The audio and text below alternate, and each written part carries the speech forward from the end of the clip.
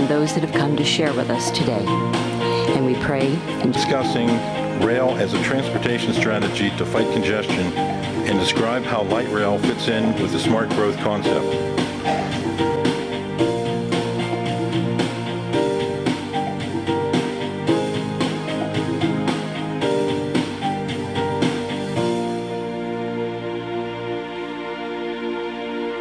Very informative. I learned a whole lot.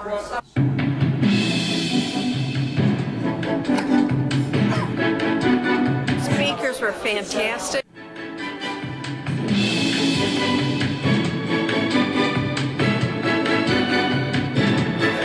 I thought it was very good, very informative. I hope the county commissioner's got the other side of the picture, and maybe that'll help us when it comes to finalizing this thing. It was great. Glad we came. Very informative. This gentleman over here is very, very knowledgeable, and I'm glad we made it. Glad to see these other people that feel the same way. Tremendous event. South Pinellas 9 Patriots, 912ers did a tremendous job, and I'm glad you've been able to come out and see everything. It's very well put on, very informational.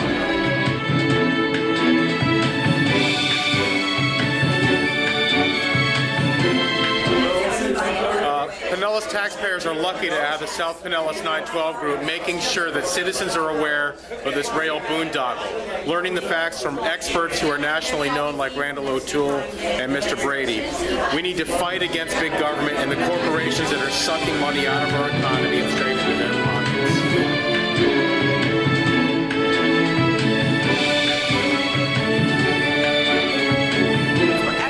I'm thrilled at the crowd. I really hope that not only do we have a lot of people here today, but that we can get this message out even further into the community, because it's important for us to look realistically at how rail performs in other communities before we make such a giant commitment to an expenditure in this community that is not necessarily going to perform like people tell us it's going to perform.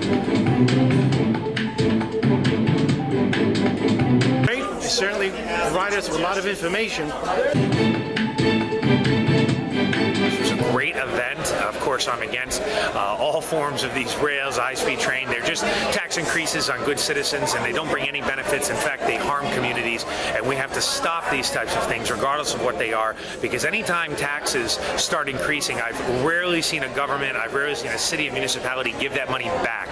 Definitely against tax for tracks and the light rail system as a general whole, and I think I learned a few things, especially.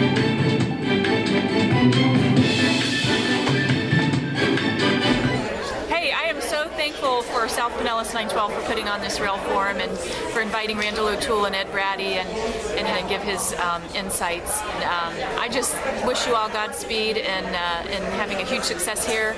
I know you're off to the right start, and so many dedicated people over here in Pinellas, and good luck and the best to you. Thanks again. I had a great time. Oh, welcome to the Lite Rail Forum. We're glad to have you here today. We hope the discussion's very good.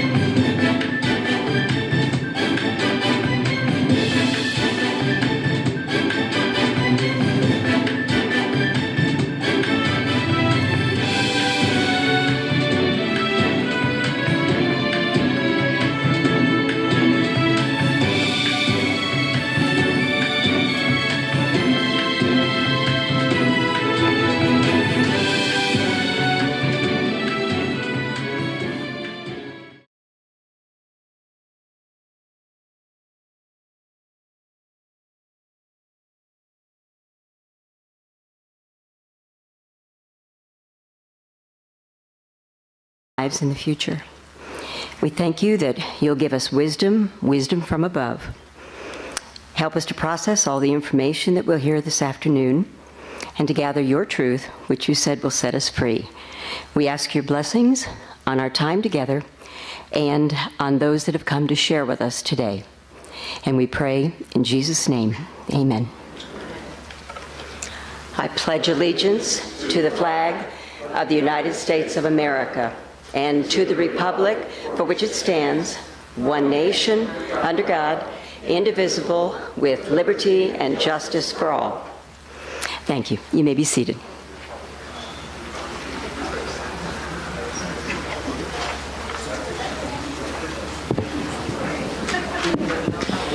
So how y'all doing today? I'd like to welcome you to the Pinellas Lite Rail Forum and thank you for coming. For the last 2 years, members of South Pinellas 912 have been attending the Pinellas Suncoast Transit Authority meetings to understand our transportation system. The PSTA is facing serious problems, and as taxpayers, we're concerned that the PSTA solution is Lite Rail. Because of our concern, we organized this rail forum and brought in national speakers to inform us about the consequences of Lite Rail. Today, 3 experts will bring us the facts on Lite Rail from three different perspectives.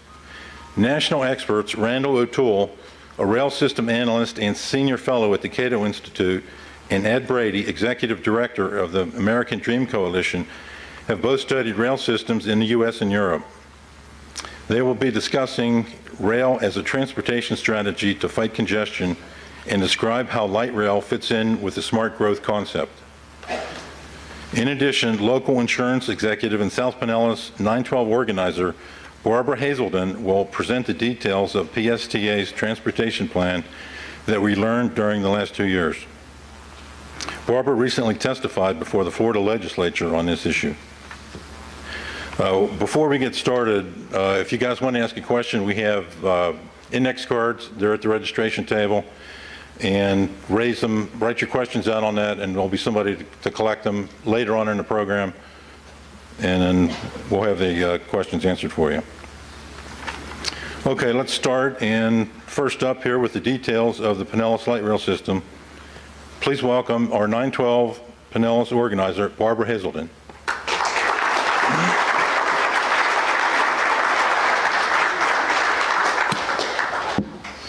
Thank you very much, Jim.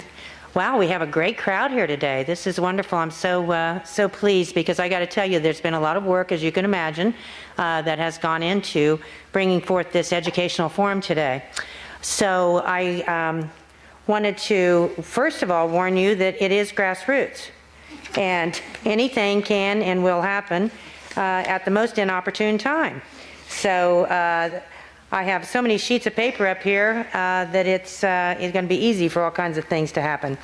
I will tell you that after the 2010 election,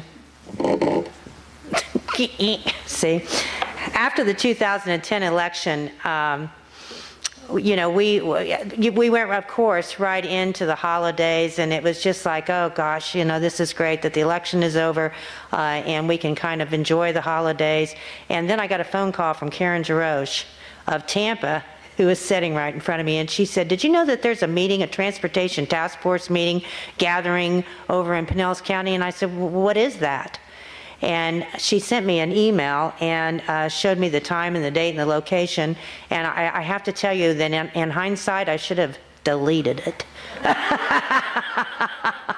I should have just deleted that email and went right on, but no, I opened it up and I read it, and I put together a group of people, and we went to that first transportation task force meeting that was held by Commissioner Karen Seal with 25 people that she had gathered on the force to start talking about what was going to become the alternative analysis. So there is so much, and we have so little time, that I'm going to very quickly, my role today is simply to try to get you up to speed on where we are with Pinellas County, and then have the experts come up and see how they can weave that together.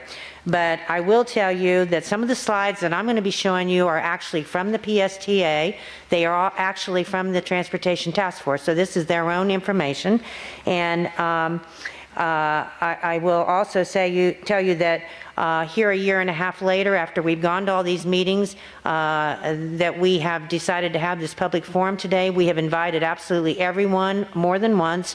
And what I mean by that is all of the elected officials, the county commissioners, the city councilmen, all the mayors of all the municipalities. Everyone has been invited, and we really wanted to reach out to the community and try to make this as all-inclusive as we possibly could, as we bring experts from as far away as Oregon and come to speak today on their field, which is rail.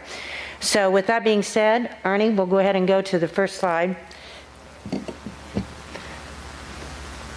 Third one, the third button. Yeah. Okay, so basically, as I said, I'm going to try to run through this as quickly as I can, and now I can advance these. I wonder if I'm going to get away with this. This part we didn't practice. Okay, here we are. So basically, in 2001, a little over 10 years ago, PSTA was a simple public bus system, and it was located out by the jail out on 49th, and the CEO at that time was Roger Sweeney. And in 2001, you can see here that, whoops, sorry, too many things. What we have here from their slides is the property tax revenue spikes. And back in 2002, you can see, and basically I'm not going to go through these numbers. This is meant just to make an illustration to you. And that is that we look at 2002, 3, 4, 5, 6, 7. This is what happened to our home values. And this is what happened to the revenue at every level of government in our county and across the country as far as that goes that has ad valorem. So the ad valorem property tax that you pay on your home, the value of our homes went up this way, as did the income to the PSTA. And of course, what happens is that as the income goes up, so does the, I have Randal's. By 2005, they moved into new headquarters. So basically, this looks a little different than the last headquarters, doesn't it? Okay, and then what happened is that here we are, 2007. They moved into the new headquarters here. The income of the PSTA continued to go up and up, and no sooner did they really get the furniture moved in, and things started going downhill, right? And actually, the ad valorem, the high in 2007, now you have to understand that running the bus system, the ad valorem is the biggest portion of their budget, our property taxes, and it was $38 million. And then in addition to that, they also have grants and income from things like advertising on the sides of the buses. And the ad valorem alone in 2007 was $38 million, and then it started dropping down until last year when it hit critical mass, and it had dropped all the way down to $26 million. And then we had a property increase. Remember that? They increased the PSTA millage, and that was to bring it back up. But you can see that even though in 2012, this year, the millage has brought it back up to $33 million, it's still lower than it was, in 2007. So at one of the meetings that we attended a few months ago, just right before they had the millage increase, this was the projection that that we heard the CEO of PSTA present, and that is that for 2011 they were at a $2 million operating loss on the PSTA bus system. 2012 projection was $6 million, and 2013 was $8 million loss before they had the property increase. So the solution, in September of last year, they raised the millage rate to 0.73. As I said, that raised it back up to the $33 million. It was only expected that it would give financial stability maybe for 3 years. They are still heading towards insolvency by 2014 or sooner, and they must find another funding source or face very serious, more deep cuts, and they have made a lot of cuts. But this is a repeat of the front one before, because you can see that even with the revenue increase, as I said, that they're still basically in serious trouble. And one of the reasons is because in 2012, when we look at today, and again, these are their slides. When you look at this today, right here, 2012, they're already committed to an increasing budget. And then a couple of other things happen, we find out this month, and that is that since the 3% for the government employees has been overturned by the Florida Supreme Court, how many people knew that? It wasn't the Supreme Court, it was the Circuit Court. Since that was overturned, now they have to put another $1.1 million back into their budget to cover the 3% for the employees, plus they have to pay back the monies that the 3% that the employees were paying themselves. Now they're going to be able to amortize that apparently over 30 years, but they have to put $1 million back into the budget. And what has happened to gas prices? So there's another big factor that has changed things. But even before those two things happened, ladies and gentlemen, this is what the budget looked like, and this is why the ad valorem was going like this, and the budget continues to go like that. As of 2 months ago, after this 0.73, they were anticipating that by the year 2016, even with the 0.73 millage increase, that they were going to be down here at $5 million in the red, even with the increase, by 2016. Now the next slide you're not going to be able to read, but this was 2 weeks ago after the fuel difference and after the 3% for the employees and some more auditing that they had done, and now they're $11 million in the red by 2016, and the truth is that now it's back here to 2013 and 14 that it's going to be going in negative territory. This is their slide. This kind of took my breath away when I was at the meeting and I saw that their slide showed that with the 1% sales tax increase that everything's going to get better.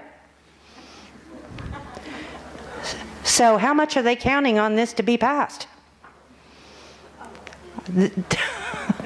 So here we are, 2012 and 13, and you can see that here's where they were before the tax increase. Now it's starting to look better a little bit, but we know that there's still big problems. But now they say, well, if we get the tax increase, begin collecting it here, things are going to get better.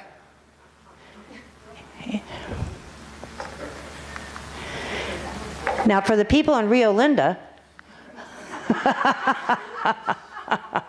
here's a picture.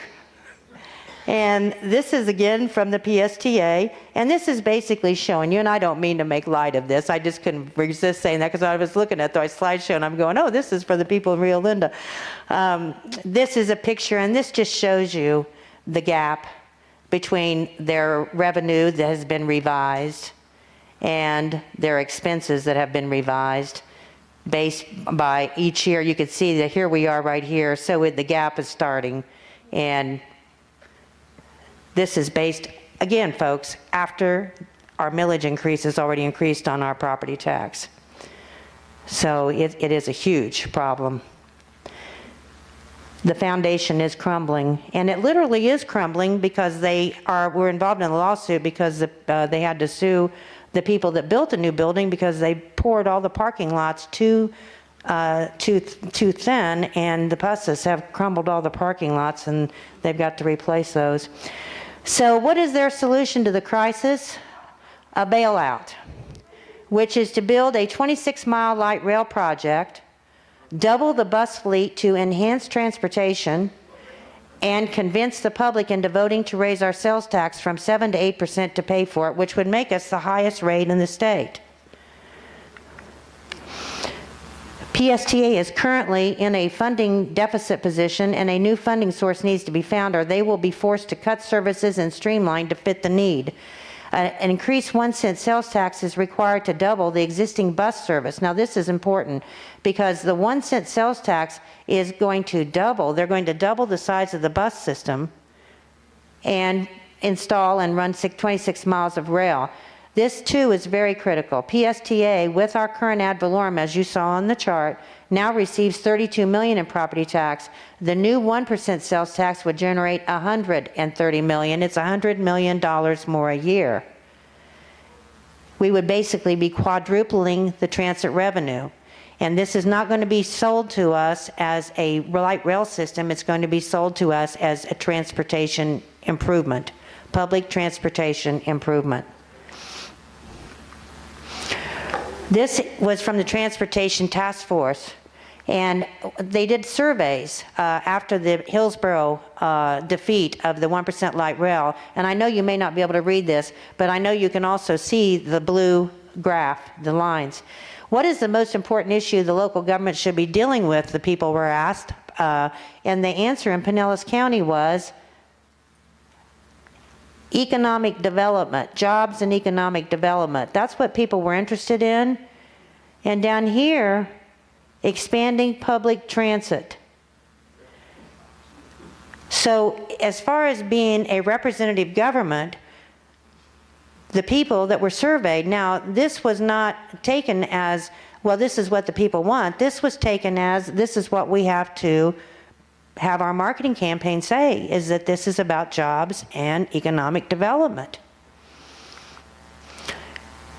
Again, and I don't mean to be, I'm not trying to be negative, I'm trying to be factual. This is all factual. We were shocked 3 weeks ago, I think it was, or 4, to go to the PSTA meeting and find that they had hired a PR firm for $300,000. And I have the actual contract of the PSTA hiring a PR firm called Tucker Hall, and the work order as stated in the contract says that the successful bidders shall produce the development of an educational strategy as required to pursue the successful approval of a countywide referendum likely in the fall of 2013 for a 1% sales tax for public transportation. Here's the route. And the route, someone asked me a while ago, do they know what the route is yet? Well, yeah, they know what the route is. The route starts down here in downtown St. Pete, and it goes up on some CSX tracks. It gets up on the interstate. It goes down and exits off the interstate on 62nd Avenue North, goes up Haynes Road to Park Place Mall, goes right there where the stray cats, you know what I'm talking about? I can't think of the name of it, the Friends of Strays, thank you. You turn right there and get on Park, Gandy, and go back over to 275, gets on 275, goes up, gets off, goes down around the airport, goes all the way down in front of where we are now, basically, well over in front of Bascom's, down that corridor. Goes up around the airport, all the way East Bay, West Bay, and then into downtown Clearwater. A route I take every day. How about you guys?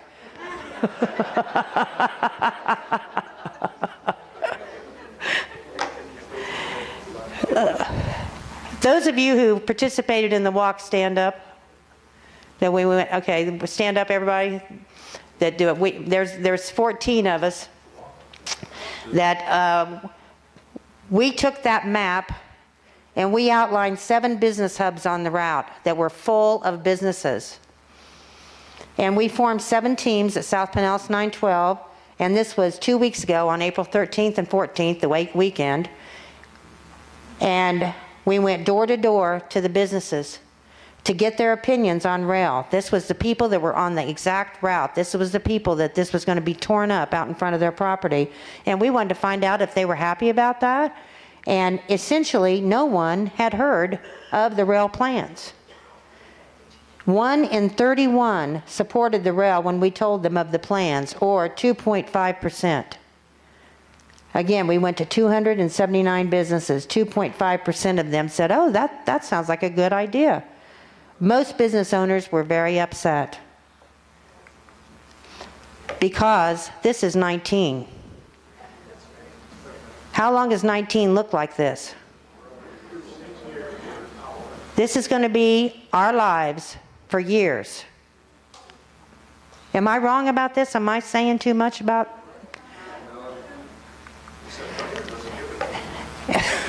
And how many people are going to use our public transportation system now? Public transportation actual use is 3% of people that ride frequently. Again, this is from the Transportation Task Force slide. People were asked, hundreds of people that they cross-sectioned were asked, how often do you use public transit?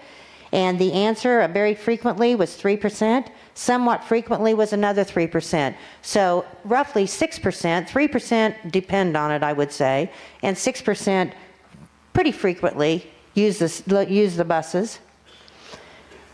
But this, to me, is a pretty typical PSTA shelter. And this is a pretty typical PSTA bus ride.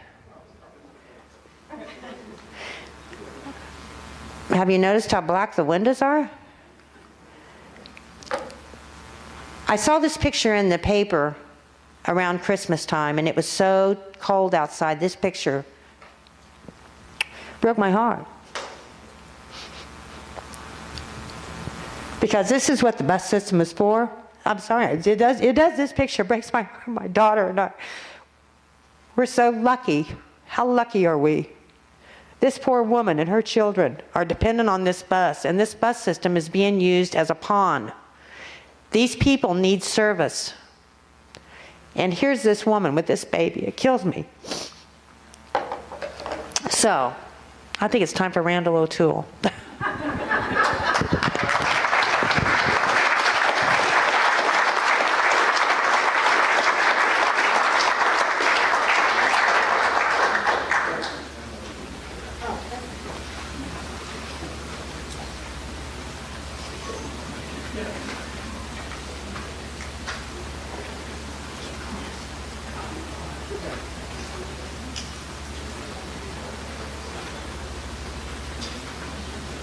All right, well, thank you for that wonderful introduction. Actually, I like brief introductions because that gives me more time, and I do have a few too many slides here. This isn't the same control. What happened? Where's the control we had before?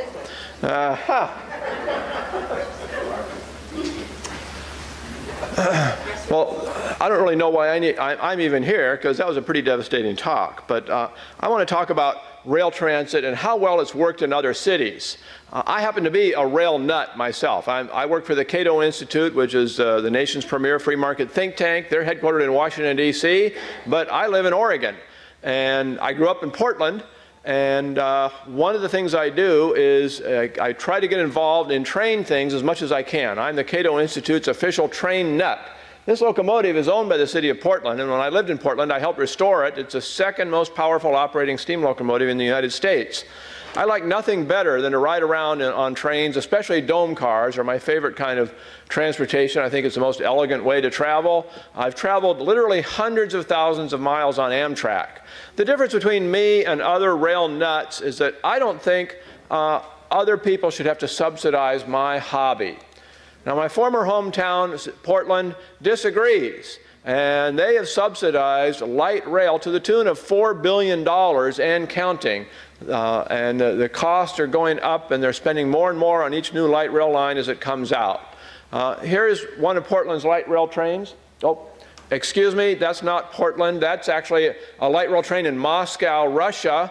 But like Portland, the trains are red and white. Whenever I see a red and white train with an ugly apartment building in the background, I think of Portland. Here's the one in Portland. I should have known the difference, though, because in Moscow it's sunny, and in Portland it's raining. I don't want to say that nobody rides the light rail train in Portland, but one day a train came into the downtown and only had one passenger on board. Now, coyotes like to go where they know they can find solitude from people. Well, in 1980, Portland had no light rail. It only had buses. And the bus system was actually a pretty good bus system. There were a lot of jobs downtown, and most of the buses focused on downtown, and a lot of downtown workers took transit to work. A total of 9.8% of all commuters in the Portland area took transit to work in 1980. Then they opened a light rail line in 1986, opened another one in 1998, opened 3 more light rail lines and a streetcar line and a commuter rail line in the 2000s. And today, the percentage of commuters taking transit to work is all the way up to 7.2% from 9.8%. That's considered a great success, right? Just between 2000 and 2010, the number of people taking driving to work increased by 8 times as much as the number of people taking transit to work. The population of the region increased by 15%, and transit ridership going to work increased by 0.3%. And commuters to downtown Portland, between 2000 and 2010, I mentioned we opened a streetcar line in downtown Portland. We opened 3 new light rail lines that went to downtown Portland and a commuter rail line that doesn't go to downtown Portland. But as you can see, what's happened is there's a lot more people walking and bicycling to work, and the number of people taking transit to work has fallen dramatically in downtown Portland. The reason is they built all this housing next to downtown Portland, and so people aren't taking transit, they're walking and cycling from this housing. We also have this cute little commuter, they call it a commuter train. It goes out in the suburbs. It costs 60% more than they expected it to cost, which is about routine, and the ridership is very low. In fact, there's so few riders, it would be cheaper to give every single daily round-trip rider a brand new Toyota Prius. Not one Prius, but a new Toyota Prius every other year for the rest of their lives than it would be to keep running this train. And that's not atypical. Nashville has a train that it would be cheaper to give the riders a new Toyota Prius every year for the rest of their lives than it would be to keep running that train. Rail transit is really, really expensive. Driving in cities cost an average about 35 cents a vehicle mile, and we tend to have about 1.5 or 1.6 people per car in a vehicle, so it's about 22, 23 cents a passenger mile. Even when you count all the subsidies to highways, they only add up to less than a penny a passenger mile. Bus transit costs a little less than $1 a passenger mile. Pinellas is actually pretty efficient. It's about 85 cents a passenger mile, of which about 80% is subsidized. 75 to 80% is subsidies. The red part is a subsidy, and the green is the fares. Portland's light rail costs over $1.60 a passenger mile, so almost twice as much as the bus. And Charlotte has a light rail line that's up to $3 a passenger mile. So it's 4 or 5 times as expensive as the bus. And that's amortizing all the capital costs and everything else. So why do people want light rail? Well, that great news source, The Onion, hit it when they said that 98% of American commuters want other people to ride transit. Now, before you go quoting anybody, The Onion, of course, is a humor magazine, but when Portlanders voted down light rail in 1998, actually before the election, one of the chief proponents of light rail said he was afraid Portlanders were going to vote it down, which they did, because most people wanted light rail because they hoped it would relieve congestion and they could drive in uncongested roads, and we'd built several light rail lines and that hadn't happened, and so they weren't going to vote for it anymore. So why did Portland build light rail? Well, blame it all on this man. His name is Neil Goldschmidt. He was mayor of Portland in the 1970s. And at the time, the state of Oregon had planned to build a freeway through Portland called the Mount Hood Freeway. And the Congress had appropriated $130 million to build this freeway, and they'd actually bought all the land and evicted all the homeowners and so on where the freeway was going to go. And Neil Goldschmidt decided he didn't want it. And Congress had passed a law that said if any city cancels a freeway, they get to keep the money. They get to keep the $130 million, provided they spend it on transit capital improvements. Okay, well, $130 million buys a lot of buses. And Portland didn't have enough money to operate those buses. So he came up with the idea of let's build a light rail train for $130 million. In other words, he decided on light rail rather than buses because it was expensive. He had $130 million burning a hole in his pocket, and he didn't want to lose it to some other city, because if he didn't spend it on transit, if he didn't spend it on this freeway, he'd lose it.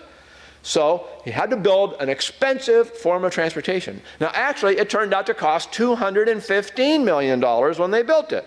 And as a result, the city had to pay for all the cost overruns, so they cut back on bus service, they raised bus fares, and they lost lots of bus riders. That's why the percentage of commuters fell from almost 10% to 7%, because they've had to cut back on buses. And this is a story we hear over and over again. Well, Neil Goldschmidt was punished for his failure in selecting light rail by being named Secretary of Transportation. That's what happens in government. When you fail big, you get appointed to a higher office. Then he came home to Oregon and ran for governor and was governor of Oregon for one term. And then he quit politics and started working in the private business, selling political favors to people. He got no-bid light rail contracts for Bechtel. He got huge subsidies to developers to build along the light rail line. And that worked out for him for about 12 years, and he became a millionaire doing that. And then in 2004, it was revealed by a newspaper, in a Pulitzer Prize-winning story, that when he had been mayor, he had an affair with a 12-year-old girl next door, ruined her life, and she has since died of drug problems and things like that. And so he quit. But when that happened, suddenly the newspapers started being a lot more candid about what they revealed was the light rail mafia running Portland. The light rail mafia, consisting of politicians and developers and rail contractors who were making all the decisions in Portland, and Neil Goldschmidt had been the godfather of this mafia. And so I tell people, if you build light rail, you better hope you have a sex scandal, because otherwise you'll never know where your money went. Now, I've talked about the operating costs and the capital cost of light rail, but there's also the maintenance costs. And it turns out cities all over the country have built rail lines and operated them, but they never budgeted for the maintenance. And so this is the Chicago Transit Authority. If you fly into O'Hare and then take the train to downtown, it goes at 6 miles an hour because they don't dare go any faster because the tracks are in such poor condition.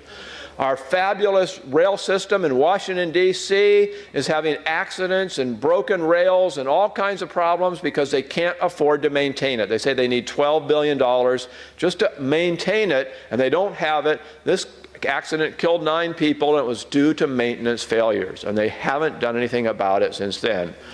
The Federal Transit Administration in 2010 published a report saying that the nation's transit industry had a $78 billion maintenance backlog, and it was almost all due to rail transit. And the chief administrator, the Obama administration appointee in charge of the Federal Transit Administration, gave a speech saying to transit agencies, why are you coming to us asking for money to build more rail transit when you can't afford to maintain what you've got? He said, paint is cheaper than trains. Take a bus, paint it a special color, call it a special bus, and you'll be able to attract as many people as if you build a train. And he says, not enough communities are planning to do this. Well, one community that did this was Eugene, Oregon. They took a bus and they painted it a gaudy green color and put it on a special route, and they got a 125% increase in transit ridership. 125% increase. And they do run the bus more frequently than the old bus, but it turns out it's no faster than the old bus. But the surveys of the transit riders, 80% of them are convinced it is faster because it's a pretty color. And so they got this huge increase in ridership. Well, despite Rogoff's admonition, cities all over the country are still begging the federal government for money. And why is that? It's because in 1991, Congress created a pot of money called New Starts. Highway money is distributed to the states using a formula. So it's based on land area and population and things like that. You can't change those things. So you know how much you're going to get and you spend it efficiently. But New Starts money is a big pot. And the cities that come in with the most expensive, wackiest, ridiculous transit proposals get the most money. And the cities that come in with efficient, low-cost transit proposals get the least money. And so we see the cost of transit rising. Portland's first light rail line had a huge cost overrun, but it cost $15 million a mile. The second one cost $55 million a mile. They're building one now that costs $205 million a mile.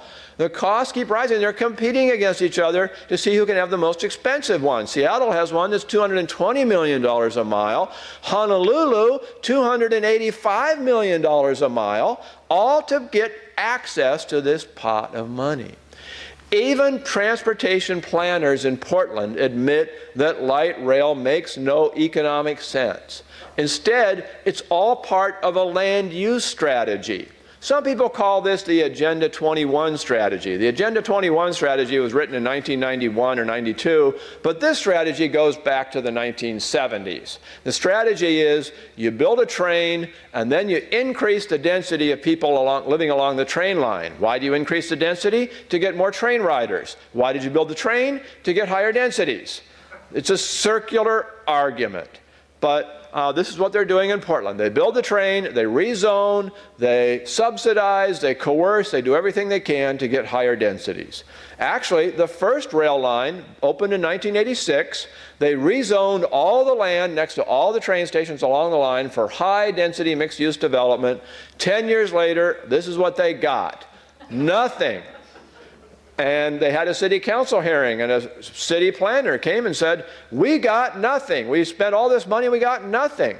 And a city commissioner said, Portland is the hottest real estate market in the country. And you look at our map of vacant land, and all the vacant land is next to light rail stations. Why is that? It's because nobody wants to live in high-density mixed use, or the few people who do already have enough.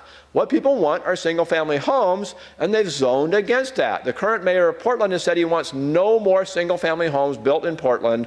He wants all new housing to be multifamily. The goal of Portland planners is to reduce the percentage of families living in Portland from 65% living in single-family homes from 65% to 41%. So that means all new housing has to be multifamily. Now, national studies done by reputable sources, and by I mean Cervero is a pro-transit, pro-smart growth planner from the University of California at Berkeley. Seskin works for Parsons Brinkerhoff, which is a consulting firm that consults to cities all over the country that want to build rail transit. And they were asked by the Federal Transit Administration to prove that transit generates economic development, and they looked at everything they could, and they concluded it does not do anything for economic development. At best, it shuffles it around your community. So property owners who live away from the transit line lose, and the ones who live next to the transit line win. But even then, it only works for really high-use transit systems, and mainly in downtown areas. The downtowns win, and everybody else loses. So Portland said, okay, we want this high-density development. If we can't get it by building a rail line, we'll build a rail line and then we'll subsidize it. We'll give people 10 years of, we'll waive taxes for 10 years for high-density residences built on the rail line. And then we'll use tax increment financing. They've dedicated hundreds of millions, billions of dollars to tax increment financing along the rail lines. And all of the urban renewal districts in Portland are designed to be along rail lines. There's a rail line that, where's the button? There we go. Here's downtown Portland. There's a rail line that comes out here, one that comes here, and one that comes here, and one that comes here, and then there's a streetcar goes here. So every single tax increment finance district is on a rail line. Some of them are on multiple rail lines. But the goal is to generate high-density development on those rail lines. We built a streetcar. We gave the developers $750 million in subsidies to develop, and then the city goes around and says, look, we built the streetcar, we got $1 billion worth of development. Well, you did $750 million of subsidies and you got $1 billion worth of development. The streetcar has nothing to do with it.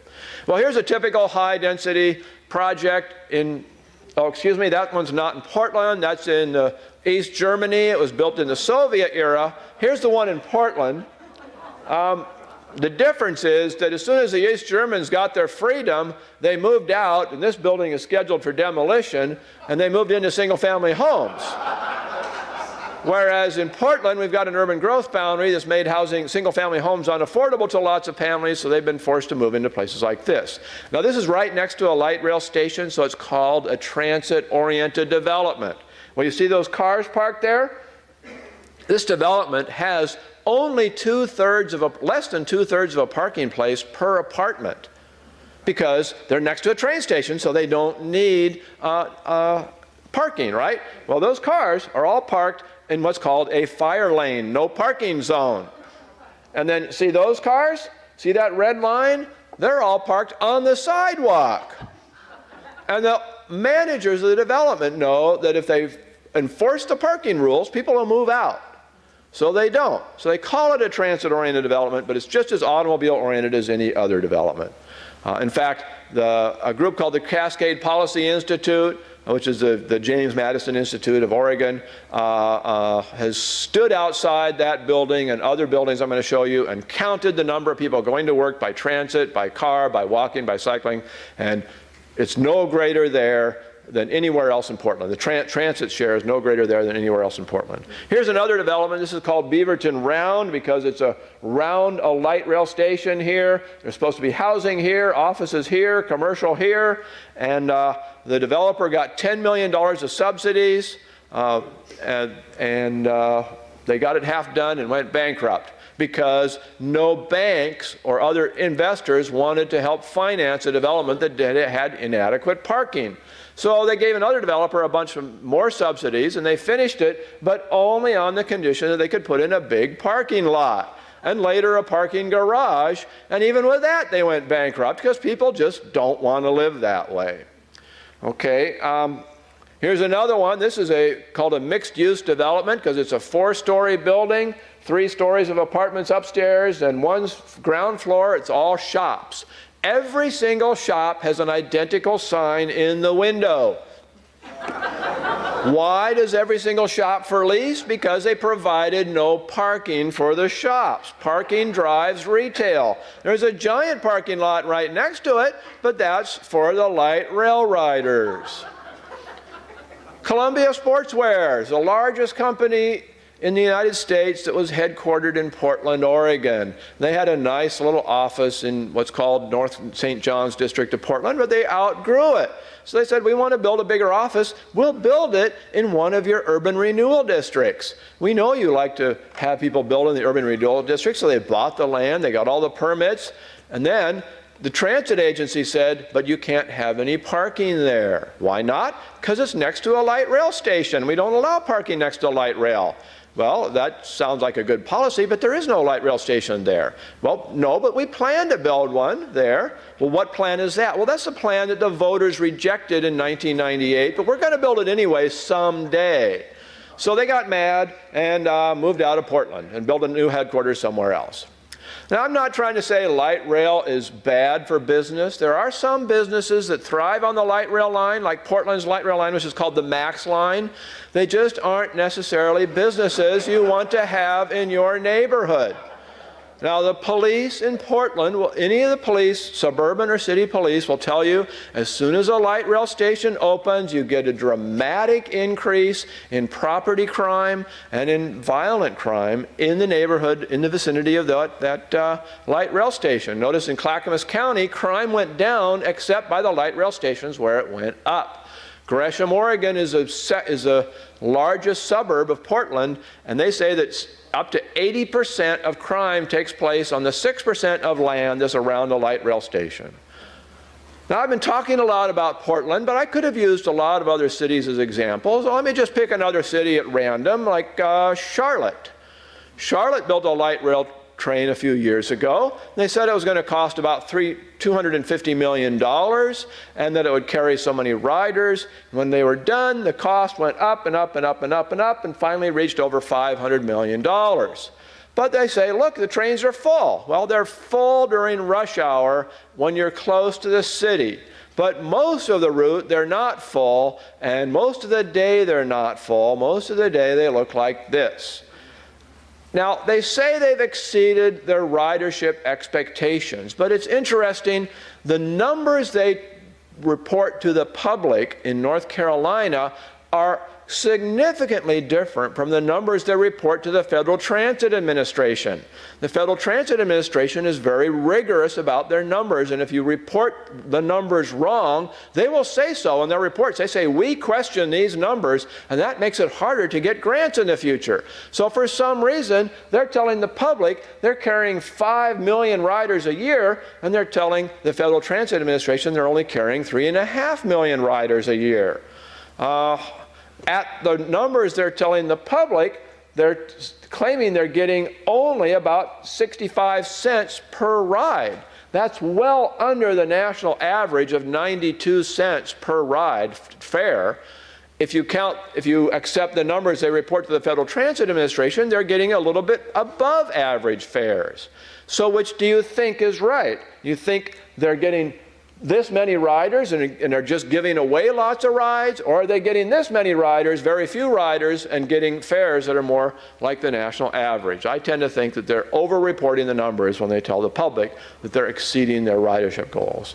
Now, they also claim that they've gotten all kinds of economic development, but an economist from University of North Carolina, Charlotte, looked at their numbers, and they claim they got $1.9 billion worth of new development. And he said, well, first of all, that was announcements of companies that said they were going to build something that never built it. And second of all, the region was growing fast, and most of that development would have happened anyway. And so he estimates it's only $200 million of new development in that corridor.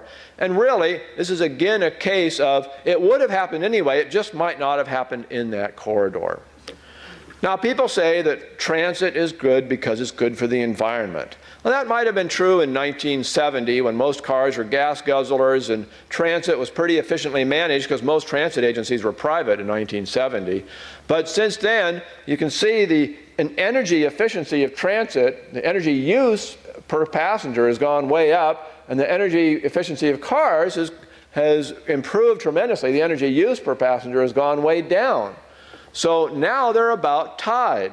And automobile efficiencies are growing dramatically. This is the future energy efficiencies for cars under Obama's fuel economy standards, and this assumes that after 2025, automakers make no efforts to further increase fuel economy. If they do further increase fuel economy, it'll go down like this instead of like this. But by 2025, the average car on the road is going to be greener than the greenest transit system in America. It's going to be using less energy per passenger mile, emitting less pollutants than the greenest transit system in America. So by 2025, you're going to have environmentalists out there picketing the transit agencies and telling everybody to drive their cars instead. We can see right now, light rail on average uses more energy than the average car. Buses on average use more energy than the average SUV, but those are averages. A 2010 Prius uses far less energy than any transit method. So if we can get more people into cars that are the equivalent of the Prius, will greatly save energy, much more than over building expensive transit systems. As far as air pollution goes, we drive almost 3 times as many miles as we drove in 1970 nationwide, and yet total air pollution has declined by more than 80%. So we've essentially solved the automotive air pollution problem. We still have carbon emissions if you think carbon emissions are a problem, but we can solve that easily, just as easily if we need to. Now, I'm showing this slide. This is the urban growth of the Las Vegas metropolitan area. And people look at that and they say, ooh, urban sprawl. But what I'm showing is that urban areas grow multidimensionally. They grow north, south, east, west, northwest, southeast, northeast, southwest. They are two-dimensional, okay? Transit is one-dimensional. That's why they call it a transit line. Rail transit does not serve a two-dimensional area. Essentially, we have these rail transit lines that are obsolete. The light rail today is essentially the same thing as light rail was in the 1930s. This is the light rail in Oakland, California in the 1930s. Even as cities are talking about investing heavily in fixed infrastructure for transit, We see the private transportation industry going in the opposite direction. The bus industry is changing dramatically.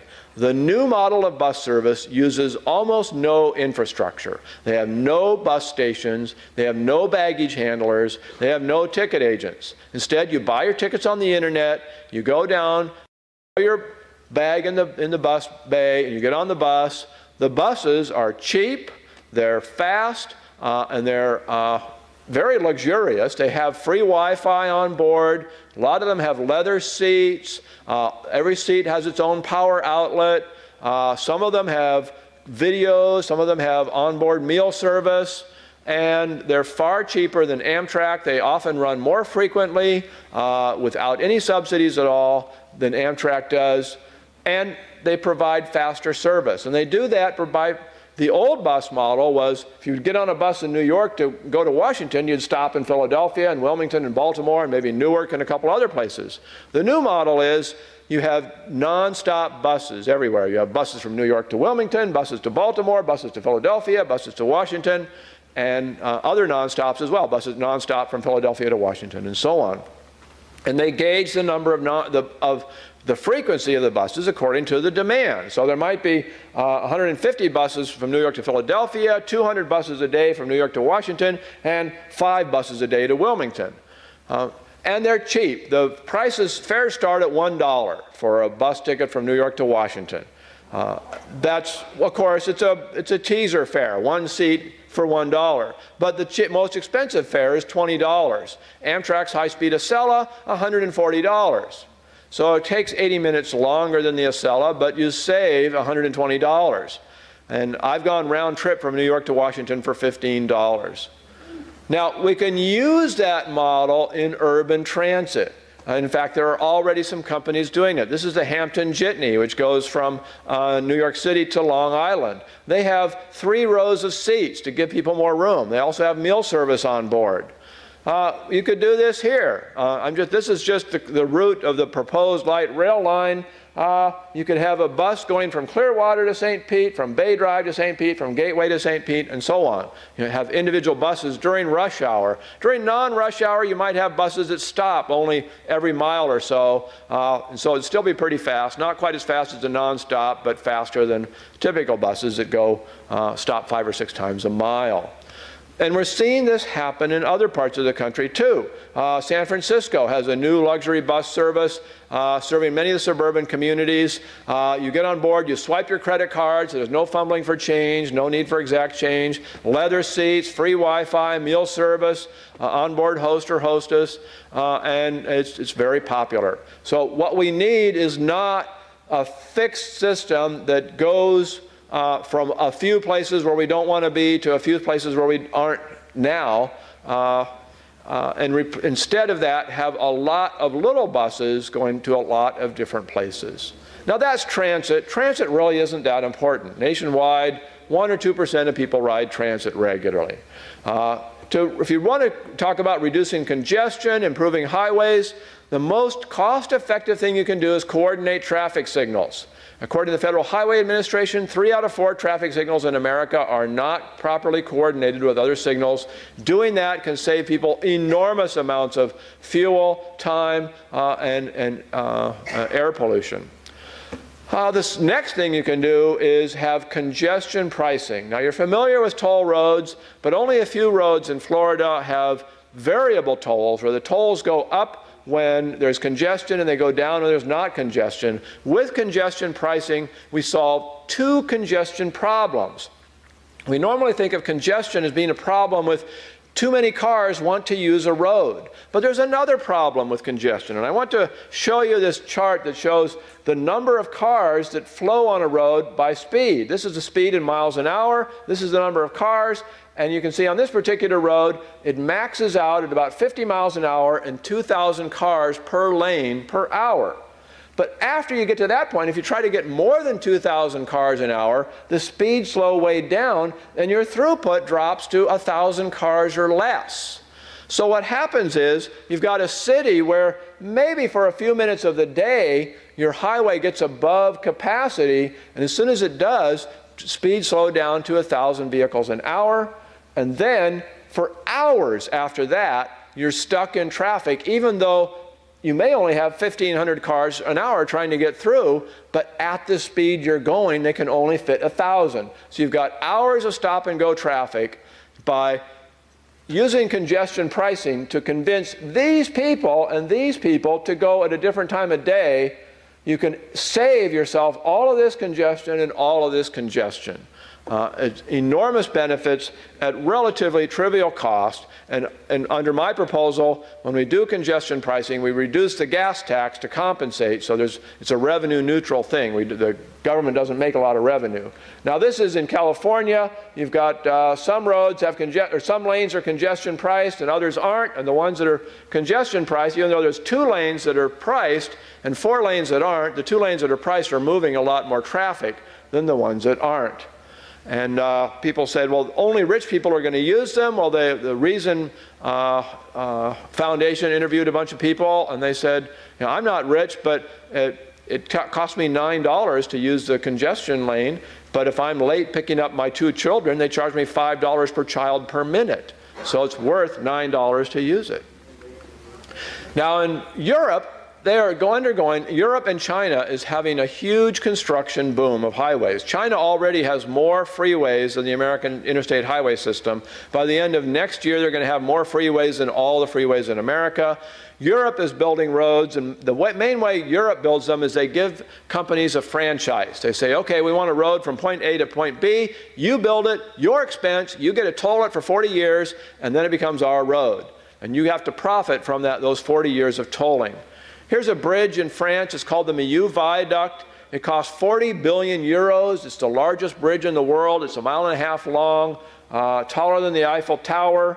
And if you don't take the bridge, you end up having to drive down into this valley and then drive back up again. And you save hours by taking the bridge. They charge 6 euros to cross it, and it's a very successful bridge. Now, in the long run, and by long run I mean 5 years, we're going to have self-driving cars on the market. Self-driving cars are going to change the way we live as much as the automobile changed the way Americans lived when Henry Ford started mass-producing cars in 1913. This is a Google self-driving car. They've driven 200,000 miles in California. The car can detect everything around it, can stop for pedestrians, can read traffic signals, read traffic signs, and they've gone 200,000 miles. The only accident they had was when somebody rear-ended them at a stoplight. I think they're going to show going down Lombard, you know Lombard, the crookedest street in the world in San Francisco. The car uses GPS maps, it uses cell phones, it uses sensors, uses all kinds of things. The cost of doing this is not all that great, but it'll greatly increase. Here, this is Lombard. It's not a very good picture of it. Enormous benefits. For one thing, the reason why there's a limit to how much roads can carry is because of slow human reflexes. Once we have driverless cars, we'll be able to triple or more the number of cars on a road. So we won't have to build that many more roads because we can just use the roads more efficiently. Universal mobility. It doesn't matter whether you're 9 years old or 90 years old, if you're blind or whatever, all you have to do is be able to get in the car, sit down and say, take me to grandma's house, take me to work, take me to school, and it'll drive you there. Increased speeds because of a lot less congestion, increased safety by far, and it'll be green because in the long run we'll be able to reduce the weight of the cars because we won't have to worry about accidents as much as we do today. Now here's a driverless car. It's a Volkswagen. They call it a valet parking car. You drive up to your hotel or your place of work or your restaurant, get out of the car and you say to your car, go park yourself. And it'll drive around until it finds a parking place, and then it'll park there. And then when you're done eating or you're done with work or whatever, you pull out your smartphone and you say, car, come. And it'll start up and come pick you up. Now if you don't want it to just park, you can say, car, go to work. And it'll drive around and pick up people, and for a fee, we'll drop them off wherever they want to go while you're not using it. And then when you want it, you tell your car to come pick you up at that time, and it'll quit working for you. And so everybody will have their little zip car business when they're not driving their car, and parking problems will be a thing of the past. And this isn't a joke. This isn't fiction. We have the technology. What we need are some institutional changes. I'm very pleased. I started promoting this idea in 2010. 2011, Google jumped on board and they convinced late last year, they convinced the state of Nevada to legalize driverless cars. This year, they've introduced a bill into the California legislature to legalize driverless cars. And you can already buy a car that I call it a 99% driverless car. This is a Honda, but Mercedes and a lot of other companies have this. He's showing adaptive cruise control. The car measures the distance between you and the car in front of you and keeps your car at a fixed distance behind that car. Second, he has something called lane keep. The car detects the stripes on the roads and it actually steers for you. And next, they're going to have a car that is able to pass the car that's in front of you if it's going slower than you want to go. It'll detect if the car in the next lane, if there's the next lane is free of cars, it'll change lanes, pass the car, and then get back into the lane you're in. Volkswagen expects to have that technology out in a couple of years. But you can buy the cars with these other technologies today. When as few as 20% of cars on the road are using these technologies, half our congestion is going to go away. Because as I say, slow human reflexes are the cause of most congestion. And when we rely on the computer rather than humans, when we rely on something that's not texting, that's not inebriated, that's not distracted, we will have a lot less congestion. Now, I wrote a book about this, Gridlock. I brought a few copies with me. Cato Institute sells it for $25. I'll give it to you if you'll buy my autograph for $20, a mere $20. And if you don't have $20, you can go to the Cato Institute website, and I have all sorts of papers that I've written, including papers. This one's called The Case Against Rail Transit. I have a blog called The Anti-Planner, and you can go to, just Google Anti-Planner. I'm the first thing on the list, and I post to that almost every day. I also have a email list called The Feds Want to Take Your Car, that deals with congressional action on transportation issues. If you're interested in that list, give me your email address and I'll put you on the list. Here's the email addresses. ti.org is the anti-planner site, cato.org. Also, Ed will tell you about AmericanDreamCoalition.org that has a couple of papers of mine online as well. Thank you very much.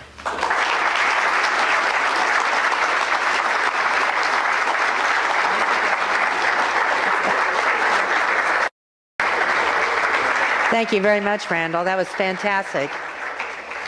And I did forget to introduce him, so but he took care of that. So many wonderful pieces of information there. Our next speaker is Mr. Ed Braddy, and I am going to introduce him. And Ed served as a city commissioner in Gainesville, Florida, where he was an outsider on the inside who vigorously defended property rights, private enterprise, and limited government, and promoted free market alternatives to the command and control status quo in local government. We know about that. He often speaks to groups about urban policy, public policy, especially as it relates to housing, land use, transportation, and the purpose of government. A native Floridian, Ed and his 5 children live in Gainesville. And before Ed comes up, he's going to get his presentation together there for us. Ed, too, is a wonderful speaker. But I wanted to tell you that we're going to have a cocktail hour starting at 4 o'clock. When we get finished here, they're going to set up a place for us to be able to have a drink and to chit-chat and talk. And I hope that you're enjoying the information that you're getting today and that you'll be able to do that.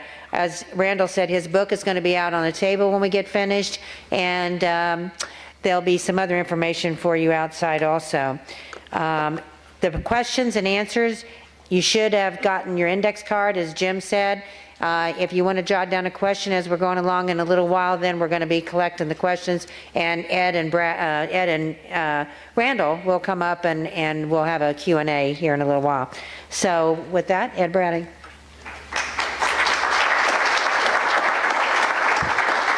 Thank you, Barbara.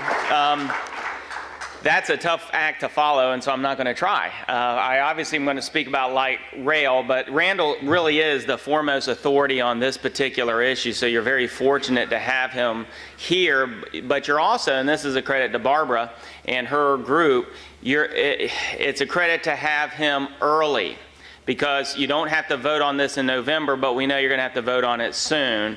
And so this hopefully will lay the intellectual foundation to begin, challenging this and to be successful in your efforts.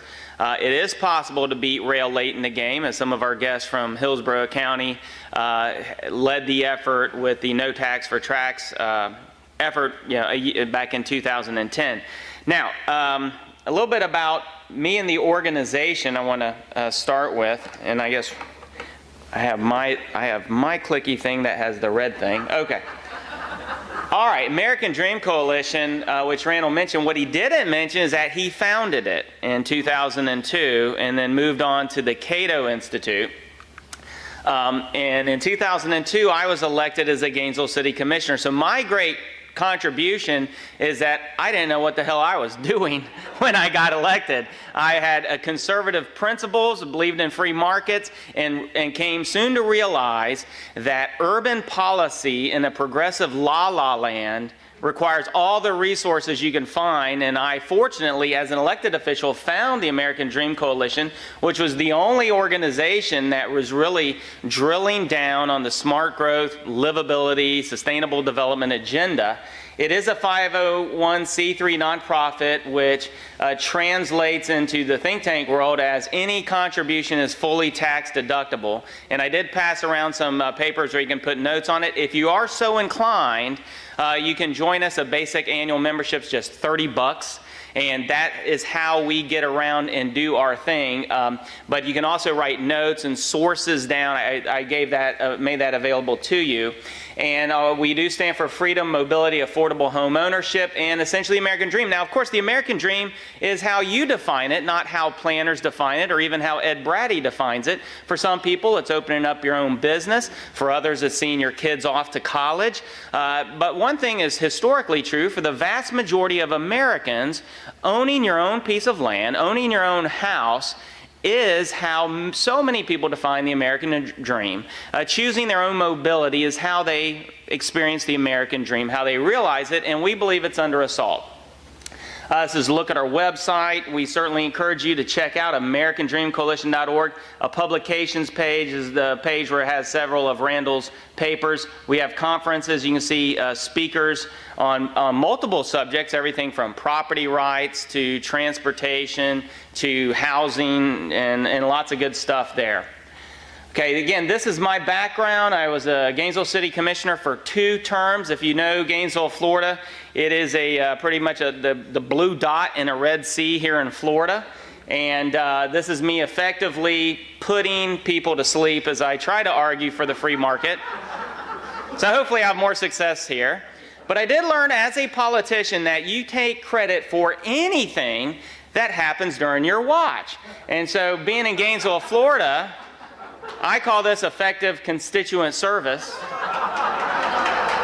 And if you do follow college athletics, you notice that the Gators haven't won anything since I left office. How do progressives take rejection? Here's how. This is just from yesterday. In the Tampa Tribune, a transportation group seeks a unified offense, and down further in the article they talk about the need for the Pinellas Lite Rail. And this is them, they're griping about the fact that they lost the rail issue in 2010 in Tampa. And so they say, so they did a report, and of course the reason they lost is because everyone in Hillsborough County is stupid or confused. It's not that they decided we just don't want light rail. It's that, oh, they were those poor simpletons are confused. We didn't draw enough pictures for them. So that's pretty much how they do that. So they're going to double down here. Tampa Bay Times, formerly St. Pete Times, wants to, this is January 17th, this is the proposed line that they're going to do. And so what's in the name? They say this is in order to have livability. And it may come as a surprise to you that prior to light rail, I guess you didn't live in a livable environment, it does have many names: sustainable development. Smart growth is the one that I'm most familiar with, and in planning circles, that gets used a lot, although livability is coming to take it over. Because seriously, these people sit around, they think of the catchphrase. They don't really think about what's the best for the people. It's how can we better sell this thing? So they call it livable communities. It's all a type of growth management. Now, what is livability? Well, here's a definition by someone in the know. What he says is, when I was growing up, I could walk to my grade school. We would bike everywhere we went. We would walk to the grocery store. We had streetcars and buses, which people used to get downtown. I used to take a bus to my dad's business. He says livability is where you can live without a car. Now, who is this deep thinker? Well, it's the Secretary of Transportation of the United States, Ray LaHood. And when once asked a couple years back on the issue of livability, he says this is an effort to make driving more, the moderator asked, is this an effort to make driving more tortuous and to coerce people out of their cars? And he said, yes, it is a way to coerce people out of your car. So when Randal says that he has his sight on the feds want to take your car, he's not exaggerating. There is this effort to do so, and it's not a tinfoil hat deep conspiracy. These people have a deep hostility to personal mobility. So they mask it in wonderful sounding phrases. Livability, smart growth is the other one. If you go to Smart Growth website, it says, it's just something that wants to invest time, attention, and resources in restoring communities and vitalities to city centers and older suburbs. But no matter where you go, including in Pinellas, when they talk about livability is helping you preserve a, quote, unique sense of place, no matter where you go, it's exactly the same formula. It is always increased densities, mixed uses, compact development, and pedestrian and transit orientation. So, when Pinellas leaders tell you that light rail is about livability, what they really are saying is that it's about density.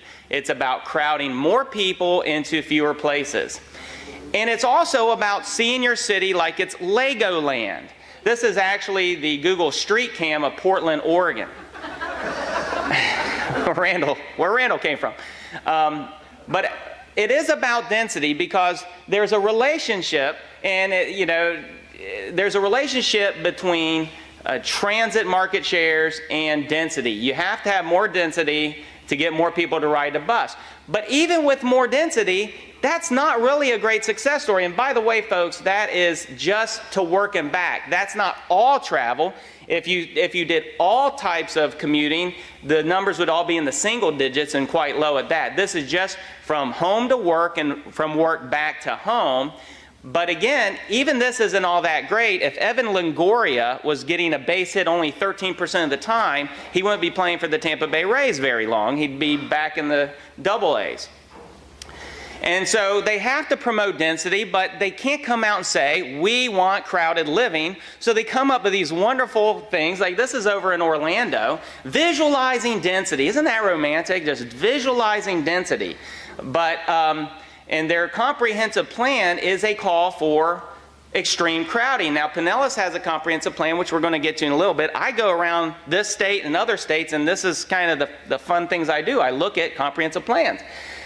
They are calling for, in their future, low density at a minimum of 2,560 dwelling units per square mile. Okay? 25, high density up to this, 32,000.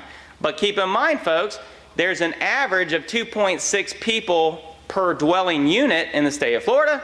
So that means the actual population density, what is prescribed for just across I-4 from you, is low density at 6,600 people per square mile, and it only gets worse. Their high density thresholds will be 83,000.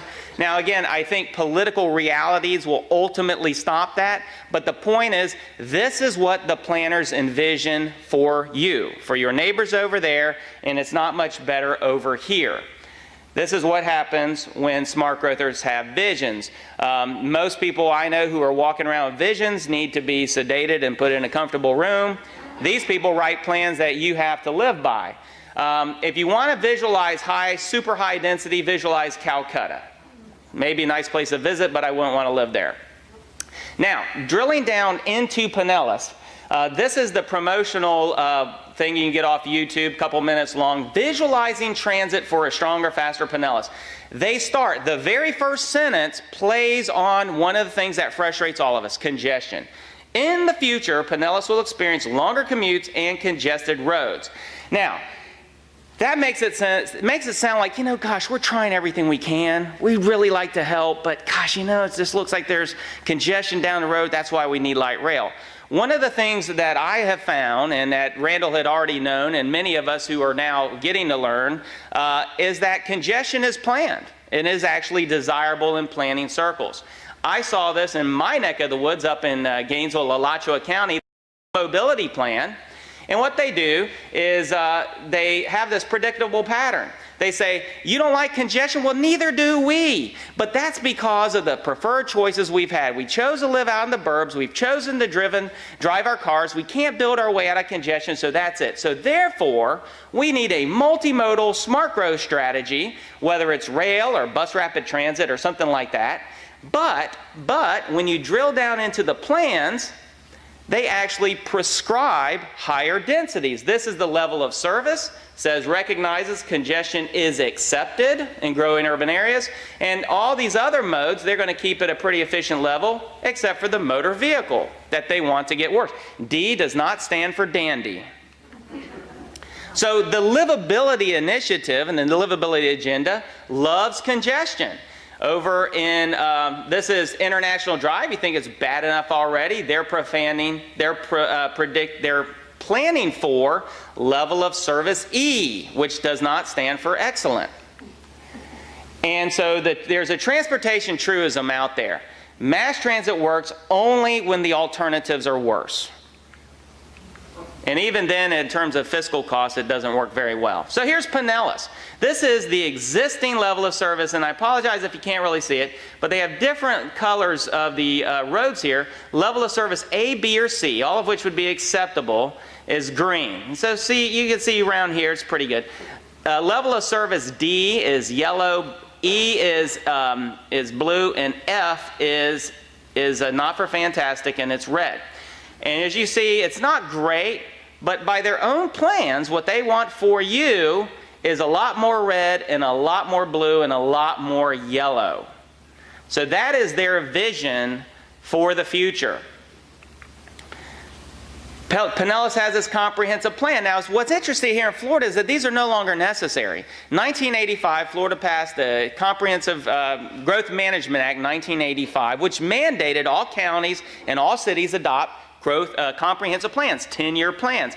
And but it was eliminated last year. I was one of the people who testified to the Florida House subcommittee that recommended the elimination of the Department of Community Affairs, which did, and that was the agency that mandated this. So it's no longer required, but many government officials like the illusion of control.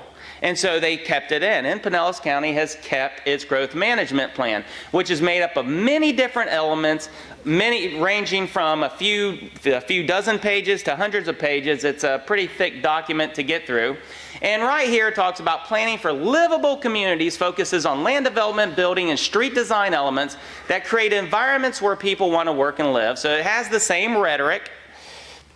And it says, it is important that the county's transportation planning efforts shift focus to strategies that do not involve road building. And so they want to implement strategies to reduce demand for single occupant vehicle travel. So again, they may say they are also worried about your preferred choice of travel, but by their own admission here, they're really not. So we should be concerned about congestion because congestion creates pollution. It's not just a quality of life, it's inconvenient, creates pollution. They say with more higher densities we can eliminate congestion, but really higher densities increase collection. One of our friends and allies, Wendell Cox, who spoke at the Rail Forum in Hillsborough County 2 years ago, has a very new study, September 2011, how smart growth and livability intensify air pollution. And the finding is that densification strategies associated with smart growth are likely to worsen the concentration of these kinds of emissions that are very harmful And it even cites the Tampa-St. Pete area of having to comply with new EPA standards, and the very compliance, which would necessarily entail more densification, will actually make things worse. And you can see here, it shows the population density, and again, it's probably small print, you can't see it all, but anyway, the higher the population density, the greater the concentration of carbon of emissions. So thus it makes matters a lot worse. How does it make it worse? Well, because it leads to greater and greater congestion. In France, in Lite Rail, and now Randal showed you a bridge that works, I'm going to show you a light rail line that doesn't work. In Paris, France, they took out a general purpose vehicular lane and replaced it with light rail. Because one of the things you will hear from your officials is that, well, we need to help get people out of cars. But the truth is, with rail transit, what you're really going to do is get people out of buses, or you can get pedestrians off of sidewalks or riders off of bicycles. Almost less than 3% of the people who took light rail on this new line actually were formerly automobile drivers. The rest either walked, rode the subway, or took the bus. So what happens is you still have a lot of cars trying to get through that corridor, but they have fewer lanes to do it on. So congestion dramatically increases, and if you convert that to carbon emissions, they've actually increased carbon by 3,100 tons as a consequence of going light rail. So when people tell you that this is good for the environment because we got to worry about greenhouse gases, or we got to worry about nitrogen oxide, we got to worry about all these pollutants, keep in mind it's actually going to get worse, not better. But you know, a lot of people pushing this are concerned about the environment, and so they say, you know, we got to worry about, you know, the cars facilitate suburban living, transit facilitates high density urban living. So there's a study out there, very inconvenient study, Housing Forum in Australia, and its impact on greenhouse gases. They actually traced every gram of greenhouse gas to its source, and they found that the lower density areas, which rely more on automobiles, produce less GHG emissions than the higher densities, and that's per capita. It's not, well, there's more people there. If you break it down per capita, per 100 people, the emissions are still higher in the urban core than they are out in the burbs and in the rural areas. And as a Floridian, I'm very concerned about this. The intensity of water use is higher per capita in the urban core than it is out in the outer ring. So we need to keep that in mind. It's virtually the opposite of what the conventional wisdom is. But one of the things you learn about studying these transit plans and these land use plans is almost their entire effort is driven by assumption without fact. Now, Pinellas County is already pretty dense. And this picture here is from your own comprehensive plan. I pulled it off of there. And it shows the density thresholds of, you know, the lighter areas are like less than 2,000 or between 2,000 and 3,200. The green and the black are the areas that are really much higher densities. And so their future is to increase density dramatically, because what it says is to make transit work, and Randal already gave you the circular argument for it, says you've got to have a minimum of what you don't already have, basically, for light rail to work. But that will be the future plan. That's why these future plans are written in the way they are. Pinellas, demand for public transit will be generated by clustering houses at higher densities, relatively small areas near urban centers, town centers, commercial centers, and employment districts and other locations. And then they have this little table here in your comp plan showing that most people rely on the automobile, and they're kind of embarrassed by this number. But again, actually, nationally, that's not a very bad number. And one of the things I'm going to discuss is the limitations, the natural limitations of transit in the age of the automobile. The density dilemma. Alan Pisarski is probably one of the foremost authorities in the country on commuting in America. He put together this graph of the personal vehicle and mass transit. And basically, as densities are lower, more people ride cars. The higher they get, they'll take the bus. But look at this. Even at 2,000 to 4,000, which is pretty much where Pinellas County is, all around the country, that's about your transit ridership, less than 5%. That's why I said you're actually not doing that bad. As you increase population densities, you're still only getting a little bit. You're still not getting all that much. If you go to Manhattan, maybe you'll get significantly higher, but again, who wants to live in Manhattan? Nice place to visit, wouldn't want to live there. Share motorized trips. Okay, before there was cars, everyone took public transportation if they didn't ride their horse, and it's gone steadily down since the coming of the automobile, and it's way down here. And there's nothing that says simply rezoning for higher density is going to lead to a dramatic change. It may wiggle around the margins, but it's just not going to change all that much.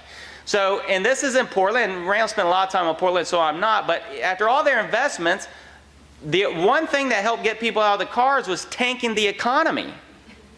So I don't know if we want to go that route again if we ever get out of this one. So, the tragedy of the commons. Some of you may have heard that phrase. Basically what it says is you have common areas. When common areas are publicly managed or publicly operated, the quality goes down. And when they're privately operated, the quality goes up. Nothing better symbolizes this than the difference between your personal automobile and a public transit vehicle, whether it's rail or bus. Some of the things you hear about why people don't want to take public transit are kind of funny. Crazed naked guy terrorizes New York City. Man busted for mooning on the trolley. Pantless riders take over Lite Rail on Sunday. You know, ha ha he he. But there's more serious problems with the tragedy of the commons. Man assaulted at Lite Rail station. Dies from injuries. Baltimore.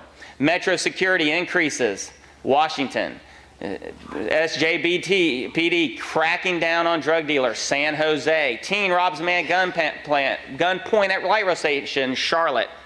There's more. Why transit riders don't report unwanted sexual behavior. Half of the women who take the BART system out in San Francisco and San Jose have experienced unwelcomed sexual gestures and exposure, but very few report it because no one does anything about it. Man convicted at Lite Rail stations. There's more. You know, rats or not. Transit chief opposes ban on eating subways. Video shows man being punched. These are new. These are recent. I mean, we would spend hours just going down the laundry list of what happens with the tragedy of the commons. And then this one led to a rail enthusiast walking out of my presentation in Washington, D.C. just last week because he said, rail is clean, buses are dirty. Well, this is the BART trains out in San Francisco. New York Times did an expose, and they found that there are high concentrations of bacteria strains, several types of mold found on the seat. Fecal and skin-borne bacteria resistant to antibiotics were found. Now, these are systems that receive lots of money. They're not poor. Lots of money, still problems. Now, I tell you what, if you ever got in my personal vehicle, better known as the smoking hot minivan, you would be exposed to sunflower seeds spit on the floor, coffee cups in the cupboard, and or on the other seat and everything. But the point is, you don't have to ride there. You don't have to sit by me. If I get out from playing with the kids and I have a interesting body odor, you're not exposed to it. Just my kids. So there is a big difference in the world of private transport and public transport that you can gloss it up and put the most shiniest catchphrases with it, but the bottom line is intuitively know this. And so I'm not saying there shouldn't be public transit. I'm not saying that we shouldn't try, but we should understand the limitations. There are some of your officials who truly believe with just the right zoning and a little bit of light rail, we're going to have this there's going to be this huge transformative effect on the community, and everyone's going to take public transportation, and they're not. Hidden costs. And then, of course, there's hidden costs of higher density living. And this was a study done on social interaction and urban sprawl, found that social interactions greater in lower densities than in higher densities. Isolation and social fragmentation common to urban life added people's risk of developing psychotic disorders. Hidden costs of densities. Business Week a few years back looked at, they tried to find the most unhappiest city in the country, and they looked at issues of underemployment, crime, depression, and suicide, and concluded that the #1 unhappiest city is Portland, Oregon, the mecca of high-density, rail-oriented smart growth. So the major point I really do want to address is the issue of jobs, because all of the stuff about Pinellas Rail as well as Tampa Rail say the same thing. This is about creating jobs, okay? And Randal mentioned the redevelopment and tax increment financing. I hope most of you know a little bit about it, but here's what's interesting. Here's your proposed light rail line, and this comes from Pinellas County's own community redevelopment report. If you notice, pretty much the lines begin, and many of the transit stops happen to fall right where existing redevelopment agencies are. And that makes the point that Randal was making, that it's not so much the rail, it's the ability of government to channel subsidies to encourage development in those areas. And Randal quoted this quote, so I'm not going to spend too much time on it, but this is that report by Severo and Seskin. I have it here. What's important to point out is that this summarized 30 years of research. It wasn't cherry picking. It wasn't saying, well, I'll look here and say, hey, no job, so therefore, see, it doesn't work. Summarized 30 years of research on development near transit areas, and concluded with the same quote you saw: urban rail transit rarely creates new growth, just redistributes growth. So again, when you hear that, understand, yeah, maybe some jobs there, it may also lose some. In Baltimore, they used to have the famous antique row. Light rail came in, it killed 21 out of 28 businesses because they eliminated the parking and the businesses went out of business. But anyway, that's the main thing. Another finding they had, though, says, in general, transit investments and services are incapable by themselves of bringing about significant and lasting land use and urban form changes without public policies to leverage the investments. Gee, guess what those public policies are? Upzoning and tax increment financing and other creative forms of subsidy. This was a study out just in January of this year. Study: streetcars could bring $8 billion in development to Washington, D.C. What's interesting, they used a photo from the 1950s of streetcars, which tell you how forward-thinking rail is. But I dug down into the study, District of Columbia Streetcar Land Use Study, D.C. Office of Planning, and it's somewhere like on page 65 that I found that the key tool they are relying on is tax increment financing districts. In other words, it's not the rail, it's not transit, it's TIF that leads not to business growth, but to business relocation. That is the key. It's true in all places, pretty much all places where rail is. I've heard Charlotte compared to Pinellas and Hillsborough County rail a lot. The state of North Carolina allowed for the establishment of redevelopment districts in North Carolina in the early 2000s. Charlotte adopted redevelopment zones, and Charlotte has been offering tax increment financing to lure businesses near where their rail is. Waterloo, Canada is not just the United States.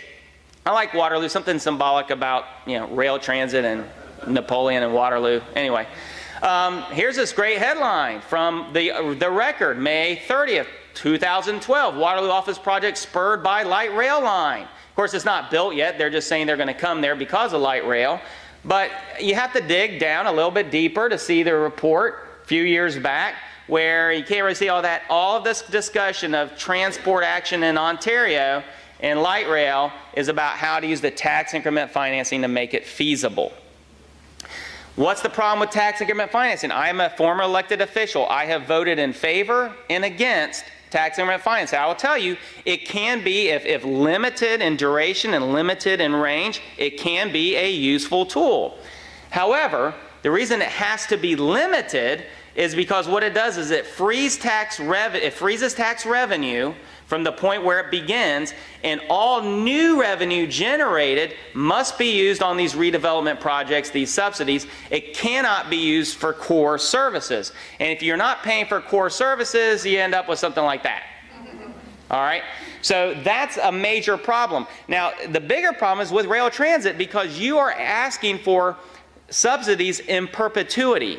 You cannot scale back on TIF. On redevelopment once it begins. Portland has not sunset any of their redevelopment zones. Charlotte will not be sunsetting any of their redevelopment zones. They have to continue to do it, and as you see this, the strain on core services will continue to rise. So why do they keep doing it? Well, one of the things that I found that's interesting is that in the planning literature, there is a term that they use, but they don't use publicly. It's called strategic misrepresentation. And it says, planners and promoters purposefully spin scenarios of success and gloss over the potential for failure in an effort to make things work. Now, I don't know about you, but when I was a kid and I gave my mother a fanciful story about where I had been, she never once reprimanded me for strategic misrepresentation. She had a different name for it. But in the planning literature, this is what we see. And here's an example. An audit report found that the Hampton Roads Transit knowingly hid the cost of light rail from the city of Norfolk, and which is why Virginia Beach is now hesitant to go forward. You always will hear, well, all transportation projects run over budget. Well, unfortunately, that's probably true, but the average road project runs over by about 8% over budget. The average transit project runs about 40% over budget.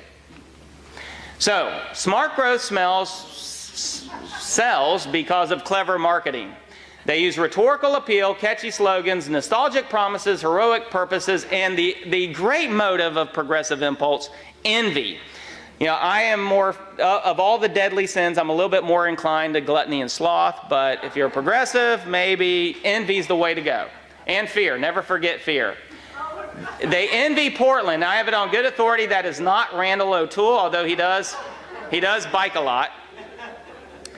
And so they look at other cities that they say they want to be more like.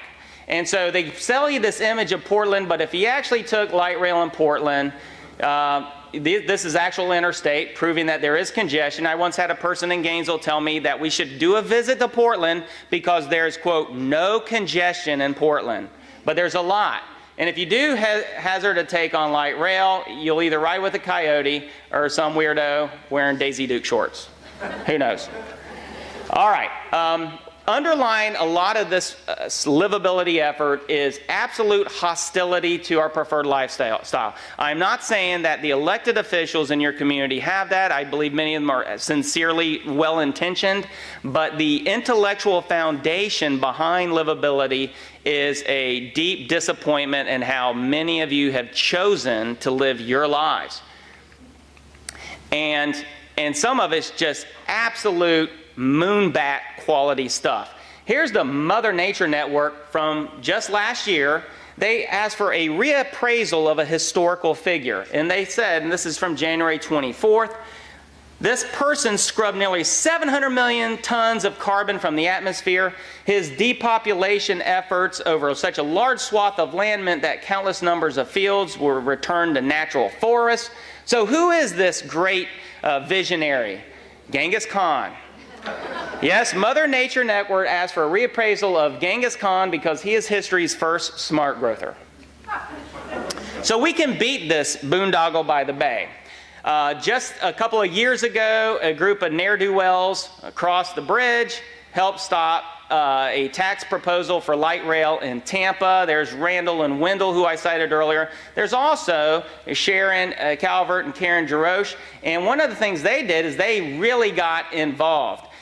Karen is running currently for county commission, and Sharon is, and Karen serves on a transit advisory board agency, actually. And so one of the things you have to do is you have to get involved. The other thing we have to do is convince the well-intentioned leaders, not the snakes in the grass, but the well-intentioned leaders, to look to the future. One of the most just maddening things is this routine claim that rail transit is the future. Folks, it's the past. We've moved past that. And then to also come out with the facts about this livability initiative. You know, Randal talked about grants. Some of these livability grants are sponsored by HUD, DOT, and the EPA. So think about this, folks. You're gonna add the blinding incompetence of HUD, the obtuse intransigence of DOT, and the eco-fanaticism of EPA, and that's going to lead to livability. It's going to lead to a much worse place to live, worse quality of life. Study after study, again, we don't need to spend too much time on it. Study after study shows the more regulated you are, the more expensive it is, the more difficult it is. And folks, this is how I measure quality of life. How much disposable income do you have? How much ability do you have to take care of yours? Well, if you live in these high growth management areas, you're not going to have much. And do you have to have rail? This is the other thing. In Kansas City, it was announced in 2011 that Google, which personifies the new economy, chose Kansas City over 1,100 cities, including rail cities, for where they want to expand their super high-speed broadband. And Kansas City has routinely rejected light rail at the ballot box. They have this one guy there, he keeps trying to get it on the ballot, and every time it goes to the voters say no. So you don't have to have rail to be a world-class city. And then also to recognize, folks, that lower densities are not normal. They're the norm, in fact. Robert Brugman did a study. Suburbanization is common and ancient phenomenon all over the world. As cities have become economically prosperous, they've spread outward at decreasing densities. And then he concludes this: the lower density is the preferred settlement pattern everywhere there's a certain measure of affluence and where citizens have some choice. And if we talk about operating, if this is a discussion about Legoland, it's one thing. If this is a discussion about representative government, then this matters. It's also true that lower densities are the home of home ownership. And so if you believe in home ownership as a value, then you defend the lower density lifestyle of the suburbs in the rural parts of your area. Because whether you could pick your year, going back to 1969, the numbers pretty much don't change. It is home ownership has better opportunities there than high density areas. And as far as concerns for the environment go, and Randal addressed them profoundly with the rail issue, but my goodness, we're building all types of stuff that are very low emissions. That's the future. They talk about rail. Well, the rail will build out by the year 2025 or 2030. Well, by the year 2025 or 2030, automobiles will not be polluting nearly as much as they do, and the home you live in will be much better. Randal quoted the paint is cheap. Again, that was Peter Rogoff, the FTA administrator, who says he recommends this is what you do. He also added this. He said, our new estimate for deferred maintenance backlog for the entire transit universe is roughly $78 billion. He says, but you should know that fully 75% of that figure, folks, 3/4, is for rail assets. Okay? So Americans take 21% more bus trips than rail, but when it comes to cost, it's rail that costs. So that's a macrocosm for your area. If you all go rail, expect your cost to escalate just for maintenance, and it won't be related to bus so much as it will to the rail.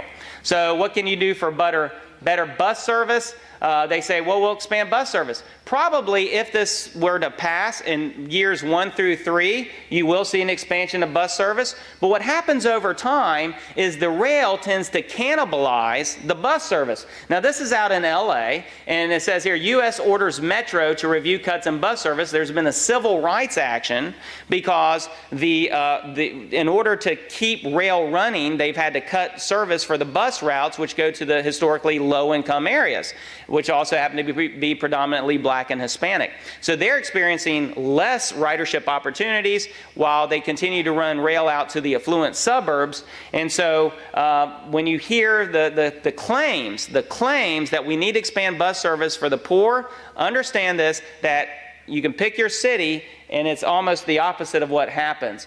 And in fact, here's a work share by income level.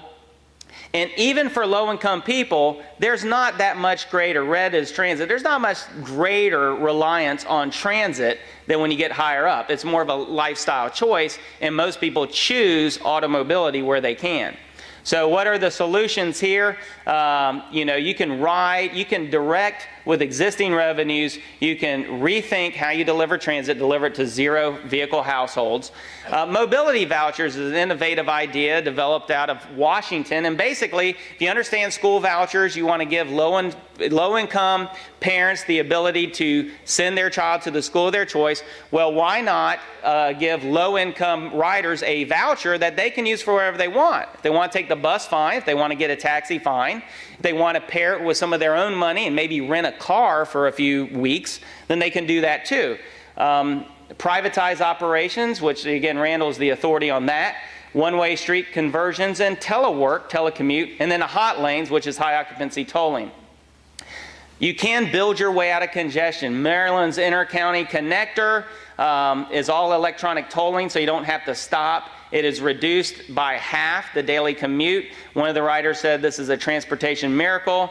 And of course, just across the bay, you have the Selman Crosstown Expressway, reversible lanes, electronic tolling, financed 100% with user fees, elevated in the median, so there wasn't eminent domain, one traffic crash in 5 years.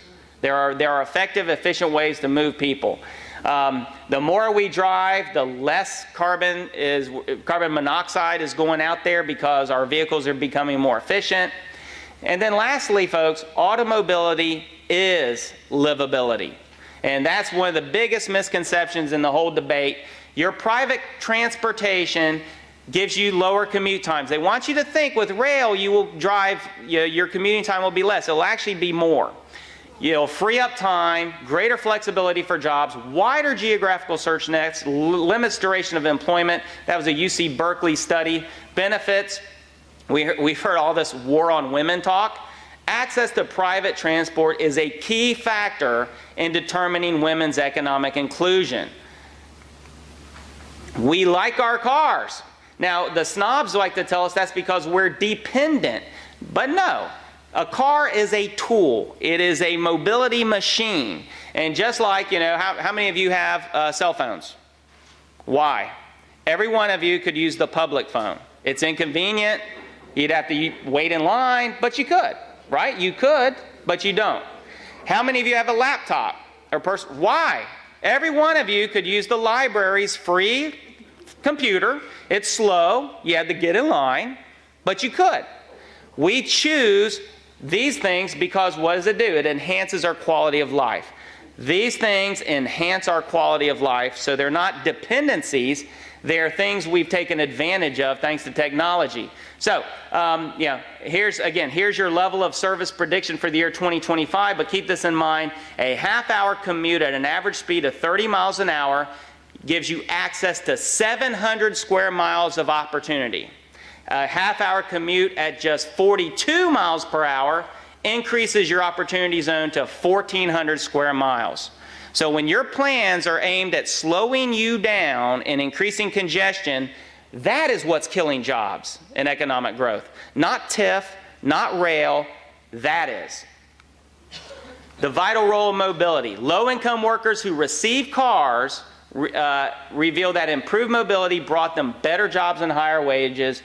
Auto ownership could cut the black-white unemployment gap nearly in half. Automobility, not livability, makes our quality of life accessible. Think of this. We've talked only in terms of jobs. But folks, how many of your trips have nothing to do with your job? They have to do with recreation, education, social, cultural. Today's Sunday. It's religious. How many of you went to a church or a synagogue or wherever simply because it was closest to where you live? Oh, you choose the one that's the best fit. Most people choose the one that is the best fit for you, and there's no amount of planning that can anticipate and accommodate the many varied ways we choose to move around. And I can just tell you, freedom is not compatible with fixed routes and fixed schedules set by faceless bureaucrats. So, should we cheer for light rail? I think that's my answer, but nonetheless, that's for you all have to do the heavy lifting now. We're here to help. Again, we're the AmericanDreamCoalition.org, ADC blog. I also blog, and I have an email address. Feel free to reach out to me because the ADC has members in 33 states, but I am headquartered in Gainesville, Florida, so I was just 2 hours up the road. and I'll be more than happy to come back and help y'all do all we can. So we hope you stay in touch, and thank you for your time.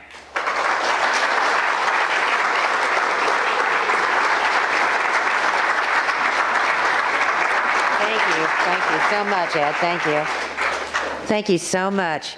I hope that you all will have some questions. And you got your cards, right? And if you have a question, we're going to go around. You can hold your card up. And, oh, there's cards popping up. Yes, you can come up here. Now, Standard operating procedure for transit agencies to plan to use private rail companies' lines, and then only after they get the funds and the approval do they begin negotiating with the company. Denver, for example, wanted to use Burlington Northern Santa Fe lines for a commuter rail from Denver to Boulder and Longmont, and they estimated the line was going to cost $500 million. After getting approval and then negotiating with the Burlington Northern, it's now up to $1.5 billion. So the price is almost triple, mainly because Burlington Northern held out for more money. thank you. Okay, the current bus system has not changed since 1973, as the St. Pete bus system went together with PSTA, merged, or became, really, they went together. Why hasn't this system really been studied, made aware to we the people, and asked us for our input? We can have a better system without rail and high cost. Privatize. Well, that's a good point. There's a real problem if you run a transit agency. If you make a change that you think is going to improve service, you know you're going to lose customers. The only way you can make a change to improve service without losing customers is to add service. That costs money. And so transit agencies are reluctant to change routes. You know, if you've got routes going in a bunch of different directions and you've got buses with very few people riding them, you don't want to delete that bus and just concentrate on the ones that have lots of riders for two reasons. One is you'll lose those riders and you won't gain them back anywhere else. And second, you want to have coverage of your entire taxing district, because you don't want anybody saying, I'm paying taxes and I can't even ride the bus. So they'll send out buses to places that get very few riders. Now, the solution, as the questioner suggested, is to privatize or contract out the service. I think transit ought to be completely privatized. We've nationalized it in the 1970s, but if we privatized it, we would end up with service that's as good as we have today, but it would concentrate on the people who really need it, rather than providing low-density service to areas where very few people ride. But an interim solution is contracting out. Denver is required by state law in Colorado to contract out half of its bus service. The half that it contracts out, meaning private operators operate the buses, even though they're still marked Denver Transit. They look just like the other buses. But private operators operate them, they maintain them, they pay taxes on them, which the public agency doesn't do. They buy the fuel and everything else. The private operators charge the public agency 55% of what the public agency, per vehicle mile, of what the public agency spends on the buses it runs itself. The only reason why the agency doesn't contract out all of its buses is because they're only required to contract out half of them, and the unions won't let them contract out the rest. Congress passed a law that said you can't get any federal grants without your union agreeing to the application. And so if your union says, we don't want you contracting out, because if you do contract out more than you're required to do, we will refuse to agree with your application, then you won't get any federal funds. So we've got this whole network of ridiculous laws and misincentives governing the transit agency. And of course, the public employee unions and transit agencies are just as big, if not a bigger problem than rail transit. In Portland, Oregon, the transit agency is spending more money on pension and health care benefits than on pay now. I mean, more than 100% of their cost, of their pay, is going for pension and health care. And that's true in looking at the budget. The PSTA, it's very heavy in those costs. Light rail traveling a street line like 4th Street, Almerton, Seminole Boulevard, Fort Harrison, or Gulf Boulevard will need at least 40-foot widths down the center of the road. This means that the cars, buses, trucks will need parallel streets built on both sides of the tracks. This means eminent domain. Is this what will happen? How much private property will have to be taken? The short answer is it's very possible, maybe even very likely. We did a conference in 2008 in Houston, and one of our speakers there was a small business owner who probably, like many business owners, heard Lite Rail was coming to town and heard that it was all benefits and no costs, all pros, no cons. And then after they got started, he received a notice that they were coming for his property. And so the fact is, eminent domain is used as a tool of government. It's used on all types of things. We know it's abused on all types of things. But absolutely, when you only have so much width in a corridor and you're trying to put a big train and all of that it entails, there's quite likely you're going to have to take private property to do that. But it's not likely that they're going to take private property to build new roads to compensate for the road spaces being dedicated to the light rail. Instead, they will gleefully reduce the road space for automobiles because that will increase congestion and discourage people from driving and encouraging people to ride the light rail instead. Very rare that they compensate for the road space lost to light rail. Let me add one thing to that. The conference we did in Houston, and again, I think some of the links on our site, you can see some of the presentations. It's not just the business owners in the nearby area. In Houston, the local chapter of the NAACP pretty much joined with that business owners and others because, again, to appeal to affluent, upper middle class white voters in the burbs, they were running light rail lines through the historically black neighborhoods and taking homes. Some of those homes built in the 1920s and 30s, and some of those homes, families had lived there for generations, and they were taking them so that they could get the rail lines, not for stops to pick them up, but so that they can get the rail lines out to the more affluent areas. Meanwhile, they cut bus service to low-income neighborhoods that are more heavily dependent on transit. Atlanta is a good example of this. Atlanta's rail system is over 100 miles long, but as they built the rail system, they cut bus service, and as a result, very few white middle-class people are riding the trains, but a lot of low-income minorities who used to ride the buses aren't riding them anymore. Per capita transit ridership in Atlanta has fallen by 50% because of the cut to bus service in low-income neighborhoods. Dr. McCaleb, what is the best way to convince citizens to take action to stop light rail projects? This forum's a good start. You know, have as many community meetings, and you know, I try to finish my remarks rather quickly when I was talking about the public officials and what role there is. There are some public officials who just are in love with the grandiose project. That's what they put on their pamphlet. Look at me, I brought Project X to this community, regardless of cost, regardless of use, and that's fine. That's a hard nut to crack. But there are many other people who want to do the right thing, who will come to these types of events and will listen to them. And that is your activism needs to focus on the people who want to do the right thing, and maybe they're only getting one side of the story, and so now you're out there trying to get the whole picture presented. Do you want to add anything to that, Randal?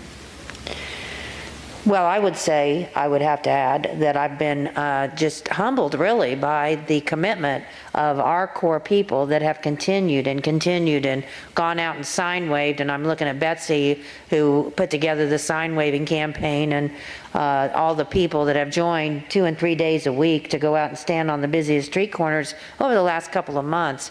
And the business owners in our group that have stepped up, and in fact, if there's any of you here today that own a lot, maybe you've seen the no tax for track signs out on 66 by Tyrone.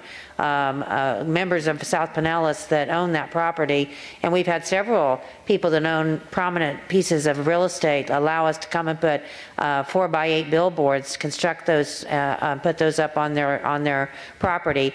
And I mean, the website, Rail Tax Facts, that Ernie put together, and we've driven so much traffic to that. So it's an amazing thing, the people that will, get committed and stay. And I have to say too that I've had some of our members, not some, actually I can think of one or two, that have sent me emails and said, why are you guys doing this?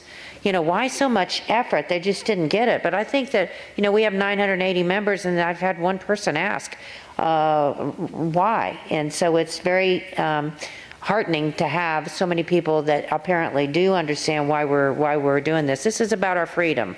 And I think that today's presentation really brings it clear that, the more government intrusion that we have in our life, that's what this is about, is more government intrusion, and it just takes away our freedom. Don't driverless cars allow central authorities to control your movements and track you? Would you agree that we should guard against this? Absolutely not. The driverless car technologies that are being developed by the automobile manufacturers, and Google was kind of a last-minute addition, but they publicized it a lot. But most of the work was done by Volkswagen and a few other companies. All the brains of the car is in the car itself. There's no connection with any central authority. Nobody knows where you're going anymore. If you're driving it, or the computer is driving it, or your 9-year-old daughter is driving it, nobody knows. So there's no central control of your car. And so there's no chance that it has anything to do with black boxes added to your car or whatever. They may add black boxes to your car, but that's a different issue. I personally think that we should eliminate the gas tax, and everybody should pay according to how many miles they drive. But that can be done without having any infringements on your privacy as well. In Oregon, they've tested a vehicle mile fee, and the way it works is when there's a GPS put on your car, it tracks where you go and how you go, and when you drive up to the gas pump and insert the nozzle into the pump, it tells the gas pump how much you owe. But it doesn't tell where you went, it doesn't tell when you went there, it just tells how much you owe, and then it erases it. So nobody could ever get your data from your car, except for maybe the last couple miles that you've driven since the last time you filled up your car. There's no data to be gotten. There's no invasion of privacy. So we need a new funding mechanism for transportation, and I think that has to be a vehicle mile fee instead of gas taxes. And we need to move towards more automation of cars. And I think there'll still be a room for somebody who gets a testosterone thrill from having their hands on the wheel, just like there's room for people riding horseback and things like that. But in the long run, driverless cars are going to be the future of transportation. Are self-driving cars expected to increase driving and decrease air travel? I think they're going to increase driving, but I don't think it's going to decrease air travel. I think we're going to see a huge blossoming of mobility. Right now, the anti-car people are fond of saying that less than half of Americans actually have driver's licenses because they're too young, they're too old, or for whatever reason they don't have a driver's license. With driverless cars, everybody will be able to have the same kind of mobility that the people who have driver's licenses have. So we'll see an increase in travel, but it's going to be travel just like driving your car today. It's going to be travel that's going to be 1,000 miles, 500 miles, 200 miles. Not that many people are going to drive in a driverless car 3,000 miles. So you'll see air travel enhanced, and you'll see other travel enhanced as well. I just would quickly add that there's this movement to reduce vehicle miles traveled just because we think so many miles is too bad. I think there's a room for a lot more vehicle miles traveled, just like there are disproportionate rates of home ownership among whites, blacks, Hispanics, etc. There's disproportionate rates of driver's license from whites, blacks, and Hispanics. And so if we want a more equitable society, then it's not bringing the majority of people with driver's licenses down, it's enabling and empowering other people to be able to drive more and to exercise their mobility, because it is tied to economic prosperity, it is tied to quality of life, it is, and there are impacts. There's 33,000 deaths on roads last year. That's 33,000 too many. But as Randal's presentation makes clear, the technologies are making that much less so. And so that's the future, is fewer fatalities, fewer accidents, fewer costs, mitigated impacts for the environment, wonderful things. And so I think we need more vehicle miles traveled, not fewer. Transportation does not protect my property rights. And since the purpose of government is not charity, why should my labor pay for your ride? Why not remove all public funding for subsidizing PSTA and let them charge customers for their services? Well, I think we should. In 1964, almost all transportation in this country was funded by the users. There were very few subsidies to any kind of transportation. If you talk to the people in favor of subsidies, they'll tell you how the railroads were subsidized. We built the Transcontinental Railroad, but actually, less than 2% of all rail lines in this country received any government subsidies. They'll tell you how highways were subsidized, but actually, the vast majority of highways in this country were built out of gas taxes and tolls. There's a few subsidies for maintenance of roads, but very little subsidy for construction of roads. They'll tell you about other kinds of subsidies, but most of those subsidies are either very recent or very unusual. So I think we need to go back to a system where transportation responds to the users rather than responds to the politicians. When you have a transportation system that responds to the politicians, you get a demand to build fancy things, but you don't have any money for maintenance because politicians like ribbons, not brooms. They like to cut a ribbon and say, I built this. So they don't like to fund the maintenance because you don't get your picture in the paper for funding maintenance. So you end up with transit systems that are declining even as they're building more than they can afford to maintain. And so if we have a system that's funded by users rather than politicians, we'll be able to take care of the maintenance, we'll be able to build new where we need new, and we'll be able to enhance the systems so that they use the most modern technologies rather than saying we need to have a 21st century transit system that's made up of 19th century technologies. Here's a question. Can they sell the buses?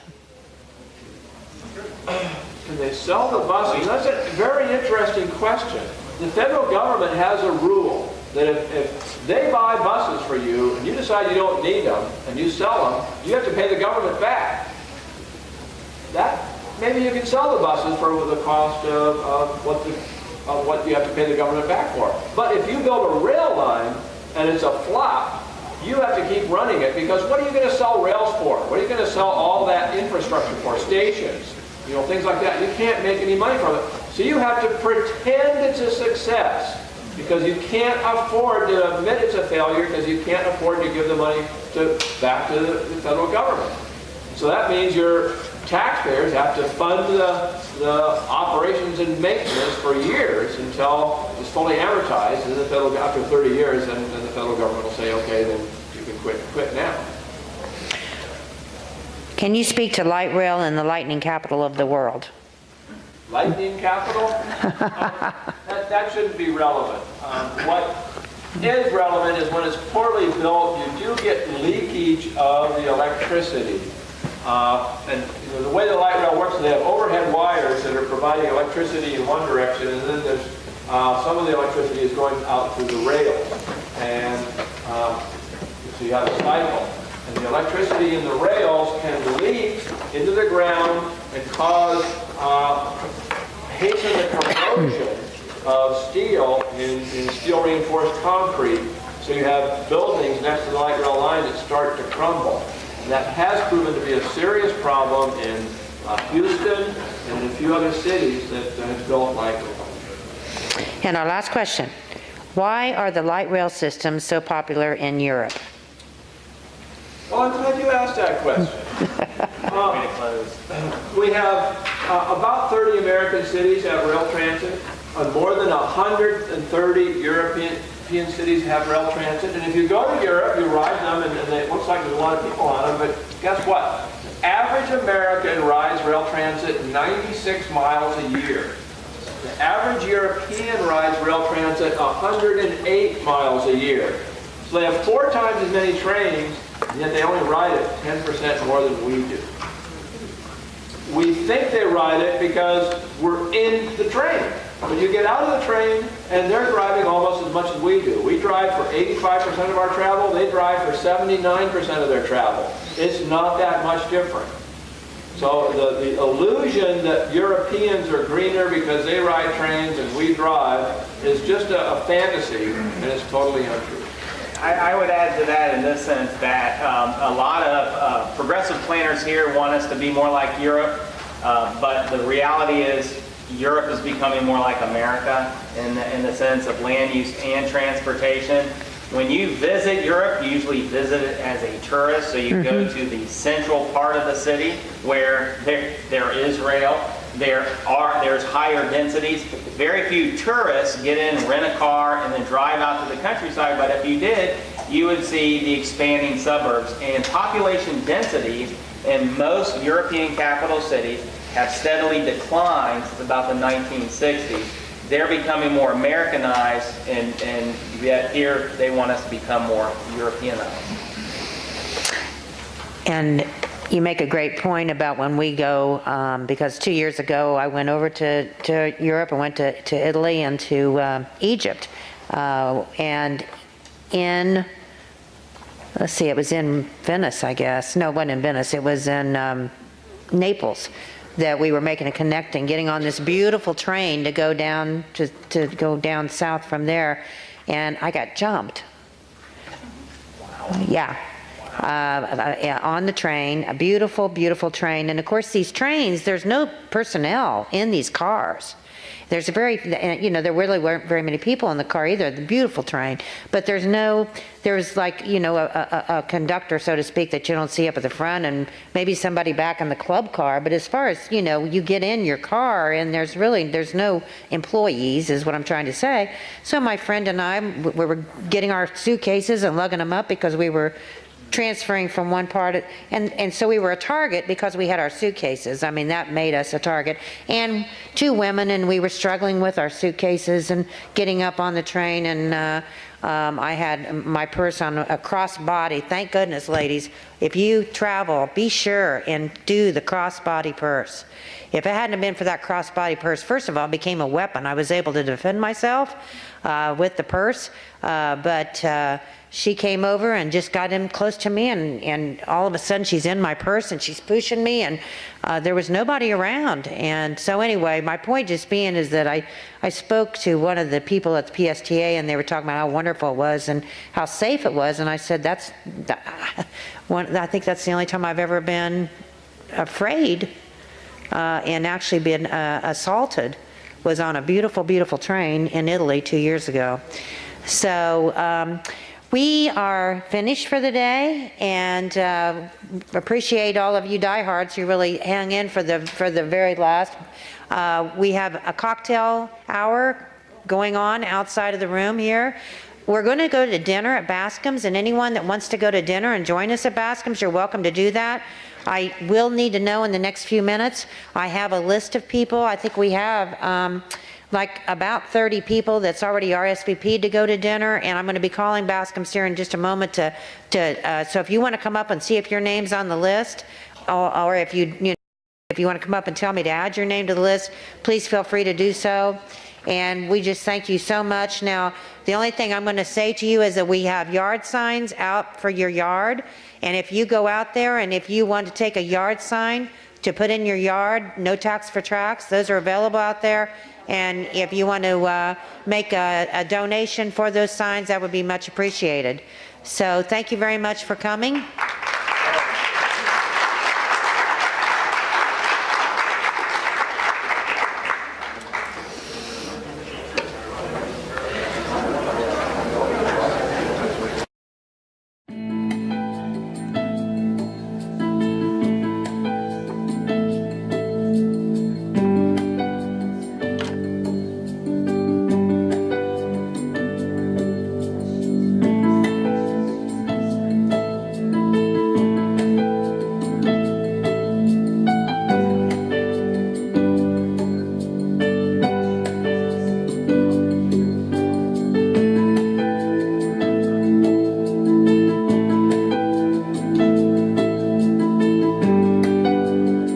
Welcome to the Lite Rail Forum. We're glad to have you here today. We hope that